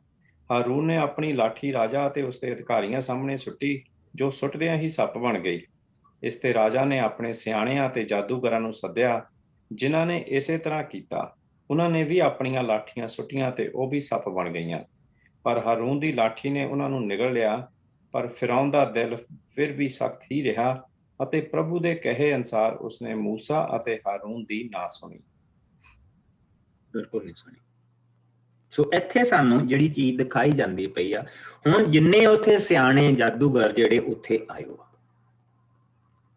ਸੋ ਸਭ ਤੋਂ ਪਹਿਲਾਂ ਪ੍ਰਭੂ ਨੇ ਉਹਨਾਂ ਨੂੰ ਦਿਖਾਇਆ ਕਿ ਇਹ ਕੁਛ ਨਹੀਂ ਹੈ। ਸੋ ਉਹਨਾਂ ਨੇ ਆਪਣੀਆਂ ਲਾਠੀਆਂ ਸੁੱਟੀਆਂ। ਸੋ ਇੱਕ ਪਾਸੇ ਇੱਕ ਜਿਹੜਾ ਲਾਠੀ ਹੈ ਉਹ ਸੱਪ ਦੇ ਰੂਪ ਦੇ ਵਿੱਚ ਬਣੀ ਆ, ਉਹਨਾਂ ਨੇ ਸੁੱਟੀਆਂ, ਉਹਨਾਂ ਦੀਆਂ ਲਾਠੀਆਂ ਵੀ ਸੱਪ ਬਣ ਗਈਆਂ ਤੇ ਪ੍ਰਭੂ ਦੇ ਜੋ ਹਾਰੂਨ ਦੀ ਲਾਠੀ ਸੀ ਉਹਨਾਂ ਨੇ ਸਾਰੀਆਂ ਨਿਕਲ ਲਈਆਂ। ਕਹਿਣ ਦਾ ਕੀ ਮਤਲਬ ਕਿ ਉਸ ਤੋਂ ਬਾਅਦ ਉਹ ਜਿਹੜੀਆਂ ਲਾਠੀਆਂ ਆ ਉਹਨਾਂ ਦੀਆਂ ਹੱਥਾਂ 'ਚ ਹੈ ਨਹੀਂ ਸੀ। ਹਾਰੂਨ ਦੇ ਹੱਥ ਦੇ ਵਿੱਚ ਹਾਲੇ ਵੀ ਲਾਠੀ ਸੀ, ਉਹਨਾਂ ਦੇ ਹੱਥਾਂ ਦੇ ਵਿੱਚ ਹੈ ਨਹੀਂ ਸੀ। ਸੋ ਜਾਦੂਗਰਾਂ ਨੇ ਜਿਹੜੇ ਚਿੰਨ੍ਹ ਚਮਤਕਾਰ ਦਿਖਾਉਣੇ ਸੀ, ਉਹਨਾਂ ਨੇ ਗਾਂ ਵੀ ਦਿਖਾਉਣੇ ਆ। ਉੱਥੇ ਪ੍ਰਭੂ ਨੇ ਦੱਸ ਦਿੱਤਾ ਉਹਨਾਂ ਨੂੰ ਕਿ ਨਹੀਂ, ਤੁਹਾਡੇ ਚਿੰਨ੍ਹ ਚਮਤਕਾਰ ਵੀ ਕੁਛ ਨਹੀਂ। ਪਰ ਹਾਰੂਨ ਦਾ ਮਨ ਸਖਤ ਰਿਹਾ। ਸੋ ਹੁਣ ਪ੍ਰਭੂ ਉਹਨਾਂ ਦੇ ਦੇਵਤਿਆਂ ਦੇ ਪਿੱਛੇ ਪਿਆ। ਸੋ ਆਓ ਅਸੀਂ 14 ਆਇਤ ਤੋਂ ਲੈ ਕੇ ਅਸੀਂ 25 ਆਇਤ ਤੱਕ ਦੇਖਾਂਗੇ। मैं पढ़ देनी पास्टर जी। ਹੈ ਮੇਰੇ ਕੋਲ। ਪਾਣੀ ਦਾ ਲਹੂ ਬਣਨਾ। ਪ੍ਰਭੂ ਨੇ ਫਿਰ ਮੂਸਾ ਨੂੰ ਕਿਹਾ, ਰਾਜਾ ਫਿਰੌਨ ਨੇ ਆਪਣਾ ਦਿਲ ਸਖਤ ਕਰ ਲਿਆ ਹੈ। ਉਸਨੇ ਮੇਰੇ ਲੋਕਾਂ ਨੂੰ ਜਾਣ ਦੀ ਆਗਿਆ ਨਹੀਂ ਦਿੱਤੀ। ਇਸ ਲਈ ਤੂੰ ਨੀਲ ਨਦੀ ਵੱਲ ਜਾ। ਰਾਜਾ ਵੀ ਉਸ ਵੱਲ ਜਾ ਰਿਹਾ ਹੈ। ਰਾਜਾ ਦੇ ਨਦੀ ਦੇ ਕੰਢੇ ਤੇ ਪਹੁੰਚਣ ਤੱਕ ਤੂੰ ਉੱਥੇ ਠਹਿਰੀ। ਆਪਣੇ ਨਾਲ ਤੂੰ ਉਹ ਲਾਠੀ ਜੋ ਸੱਪ ਬਣ ਗਈ ਸੀ ਉਹ ਵੀ ਲੈ ਜਾਵੀਂ। ਤੂੰ ਰਾਜਾ ਨੂੰ ਉਸਦੇ ਪਹੁੰਚਣ ਤੇ ਕਹੀਂ, ਇਜ਼ਰਾਈਲੀਆਂ ਦੇ ਪ੍ਰਭੂ ਨੇ ਇਹ ਵੀ ਕਿਹਾ ਹੈ, ਮੇਰੇ ਲੋਕਾਂ ਨੂੰ ਮੇਰੀ ਪੂਜਾ ਕਰਨ ਦੇ ਲਈ ਉਜਾੜ ਵਿੱਚ ਜਾਣ ਦੇ। ਤੂੰ ਅਜੇ ਤੱਕ ਉਹਨਾਂ ਨੂੰ ਨਹੀਂ ਜਾਣ ਦਿੱਤਾ। ਇਸ ਲਈ ਹੁਣ ਦੇਖ, ਮੈਂ ਇਹ ਲਾਠੀ ਨਦੀ ਦੇ ਪਾਣੀ ਤੇ ਮਾਰਾਂਗਾ ਅਤੇ ਨਦੀ ਦਾ ਸਾਰਾ ਪਾਣੀ ਲਹੂ ਬਣ ਜਾਵੇਗਾ। ਸਾਰੀਆਂ ਮੱਛੀਆਂ ਨਦੀ ਵਿੱਚ ਮਰ ਜਾਣਗੀਆਂ ਅਤੇ ਨਦੀ ਦੇ ਪਾਣੀ ਵਿੱਚੋਂ ਸੜਿਆਣ ਆਵੇਗੀ। ਇਸ ਲਈ ਮਿਸਰੀ ਲੋਕ ਇਸ ਦਾ ਪਾਣੀ ਨਹੀਂ ਪੀ ਸਕਣਗੇ। ਪ੍ਰਭੂ ਨੇ ਮੂਸਾ ਨੂੰ ਕਿਹਾ, ਹਾਰੂਨ ਨੂੰ ਇਹ ਕਹਿ ਕਿ ਉਹ ਆਪਣੀ ਲਾਠੀ ਲੈ ਕੇ ਆਪਣਾ ਹੱਥ ਮਿਸਰ ਦੇ ਪਾਣੀਆਂ ਤੇ ਚੁੱਕੇ। ਨਦੀਆਂ ਤੇ, ਨਹਿਰਾਂ ਤੇ, ਛੱਪੜਾਂ ਤੇ, ਖੂਹਾਂ ਆਤੇ ਤਾਂ ਇਹਨਾਂ ਦੇ ਪਾਣੀ ਲਹੂ ਬਣ ਜਾਣਗੇ। ਇੱਥੋਂ ਤੱਕ ਕਿ ਸਾਰੇ ਮਿਸਰ ਵਿੱਚ ਲੱਕੜੀ ਜਾਂ ਪੱਥਰ ਦੇ ਭਾਂਡਿਆਂ ਵਿਚਲਾ ਪਾਣੀ ਵੀ ਲਹੂ ਬਣ ਜਾਵੇਗਾ। ਮੂਸਾ ਤੇ ਹਾਰੂਨ ਨੇ ਰਾਜਾ ਅਤੇ ਉਸਦੇ ਅਧਿਕਾਰੀਆਂ ਦੇ ਸਾਹਮਣੇ ਪ੍ਰਭੂ ਦੇ ਕਹੇ ਅਨੁਸਾਰ ਕੀਤਾ। ਉਸਨੇ ਆਪਣੀ ਲਾਠੀ ਨੀਲ ਨਦੀ ਦੇ ਪਾਣੀ ਤੇ ਮਾਰੀ ਤਾਂ ਨਦੀ ਦਾ ਸਾਰਾ ਪਾਣੀ ਲਹੂ ਬਣ ਗਿਆ। ਇਸ ਨਾਲ ਨਦੀ ਵਿਚਲੀਆਂ ਸਭ ਮੱਛੀਆਂ ਮਰ ਗਈਆਂ ਅਤੇ ਪਾਣੀ ਵਿੱਚੋਂ ਗੰਦੀ ਬੂ ਆਉਣ ਲੱਗੀ। ਮਿਸਰੀ ਉਸ ਦਾ ਪਾਣੀ ਨਹੀਂ ਪੀ ਸਕਦੇ ਸਨ। ਸਾਰੇ ਮਿਸਰ ਦੇ ਪਾਣੀ ਲਹੂ ਬਣ ਗਏ ਸਨ। ਪਰ ਮਿਸਰੀ ਜਾਦੂਗਰਾਂ ਨੇ ਵੀ ਆਪਣੇ ਜਾਦੂ ਨਾਲ ਇਸੇ ਤਰ੍ਹਾਂ ਕੀਤਾ। ਇਸ ਲਈ ਫਿਰੌਨ ਦਾ ਦਿਲ ਸਖਤ ਹੀ ਰਿਹਾ ਅਤੇ ਉਸਨੇ ਪ੍ਰਭੂ ਦੇ ਕਹੇ ਅਨੁਸਾਰ ਮੂਸਾ ਅਤੇ ਹਾਰੂਨ ਦੀ ਗੱਲ ਨਾ ਮੰਨੀ। ਸੋ ਫਿਰੌਨ ਇਸ ਦੀ ਪਰਵਾਹ ਕੀਤੇ ਬਗੈਰ ਆਪਣੇ ਮਹਿਲ ਨੂੰ ਮੁੜ ਗਿਆ। ਸਭ ਮਿਸਰੀ ਲੋਕ ਨੀਲ ਨਦੀ ਦੇ ਕੰਢੇ ਤੇ ਪਾਣੀ ਲਈ ਟੋਏ ਪੁੱਟਣ ਲੱਗੇ, ਕਿਉਂਕਿ ਉਹ ਨਦੀ ਦਾ ਪਾਣੀ ਨਹੀਂ ਪੀ ਸਕਦੇ ਸਨ। ਪ੍ਰਭੂ ਦੇ ਪਾਣੀ ਨੂੰ ਲਹੂ ਵਿੱਚ ਬਦਲਦਿਆਂ 7 ਦਿਨ ਨਿਕਲ ਗਏ ਸਨ। 7 ਦਿਨ ਪੂਰੇ ਹੋ ਚੁੱਕੇ ਔਰ ਉਹਨਾਂ 7 ਦਿਨਾਂ ਦੇ ਵਿੱਚ ਉਸਨੇ ਜਿਹੜਾ ਪਹਿਲਾ ਦੇਵਤਾ ਜਿਸ ਨੂੰ ਅਸੀਂ ਦੇਖਾਂਗੇ ਹੁਣ, let me go back there.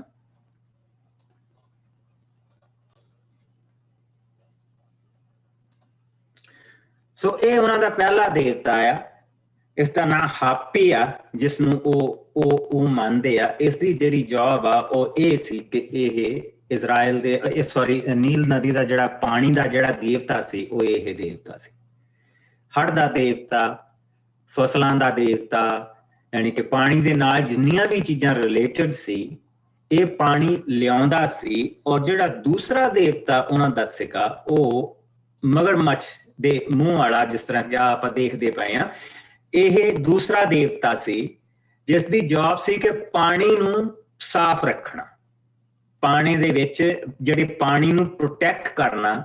ਇਸ ਦਾ ਨਾਂ ਸਬਕ ਸੀ। ਇਹ ਉਹਨਾਂ ਦਾ ਦੂਸਰਾ ਦੇਵਤਾ ਸੀ। ਸੋ ਜਿਸ ਵੇਲੇ ਅਸੀਂ ਇਹਨਾਂ ਚੀਜ਼ਾਂ ਨੂੰ ਦੇਖਦੇ ਆ ਤਾਂ ਹੁਣ ਉਹਨਾਂ ਦੇ 2 ਦੇਵਤੇ ਇੱਥੇ ਜਿਹੜੇ ਆ ਉਹ ਨੀਲ ਨਦੀ ਦੇ ਆਲੇ ਦੁਆਲੇ ਘੁੰਮਦੇ ਪਏ ਆ। ਸੋ ਸਭ ਤੋਂ ਪਹਿਲਾਂ ਜਿਸ ਨੇ ਪਾਣੀ ਲੈ ਕੇ ਆਉਣਾ, ਜਿਸ ਦੀ ਪਾਣੀ ਦੀ ਜੌਬ ਆ, ਜਿਸ ਨੇ ਮੀਂਹ ਭਰਾਉਣੇ ਆ, ਹੜ੍ਹ ਲਿਆਉਣੇ ਆ, ਔਰ ਹੜ੍ਹਾਂ ਦੇ ਵਿੱਚ ਨਾਲ ਉਸਨੇ ਜਿਹੜੀ ਉਪਜਾਊ ਮਿੱਟੀ ਲੈ ਕੇ ਆਉਣੀ ਆ ਔਰ ਖੇਤਾਂ ਦੇ ਵਿੱਚ ਵਿਛਾਉਣੀ ਆ, ਉਹ ਉਹਨਾਂ ਦਾ ਪਹਿਲਾ ਜਿਹੜਾ ਦੇਵਤਾ ਹਾਪੀ, ਜਿਸ ਨੂੰ ਉਹ ਕਹਿੰਦੇ ਆ, ਉਹ ਦੇਵਤਾ ਹੈ ਔਰ ਉਸਨੇ ਉਹ ਕੰਮ ਕਰਨਾ। ਦੂਸਰਾ ਜਿਹੜਾ ਦੇਵਤਾ, ਉਸਦੀ ਜੌਬ ਇਹ ਆ ਕਿ ਪਾਣੀ ਨੂੰ ਪ੍ਰੋਟੈਕਟ ਕਰਨਾ, ਪਾਣੀ ਦੇ ਵਿੱਚ ਪ੍ਰੋਟੈਕਸ਼ਨ ਰੱਖਣੀ। ਪਾਣੀ ਦਾ ਜਿੱਦਾਂ ਕਿ ਹੁਣ ਪਾਣੀ ਲਹੂ ਦੇ ਵਿੱਚ ਬਦਲਿਆ, ਇਹ ਉਸਦੀ ਜੌਬ ਆ।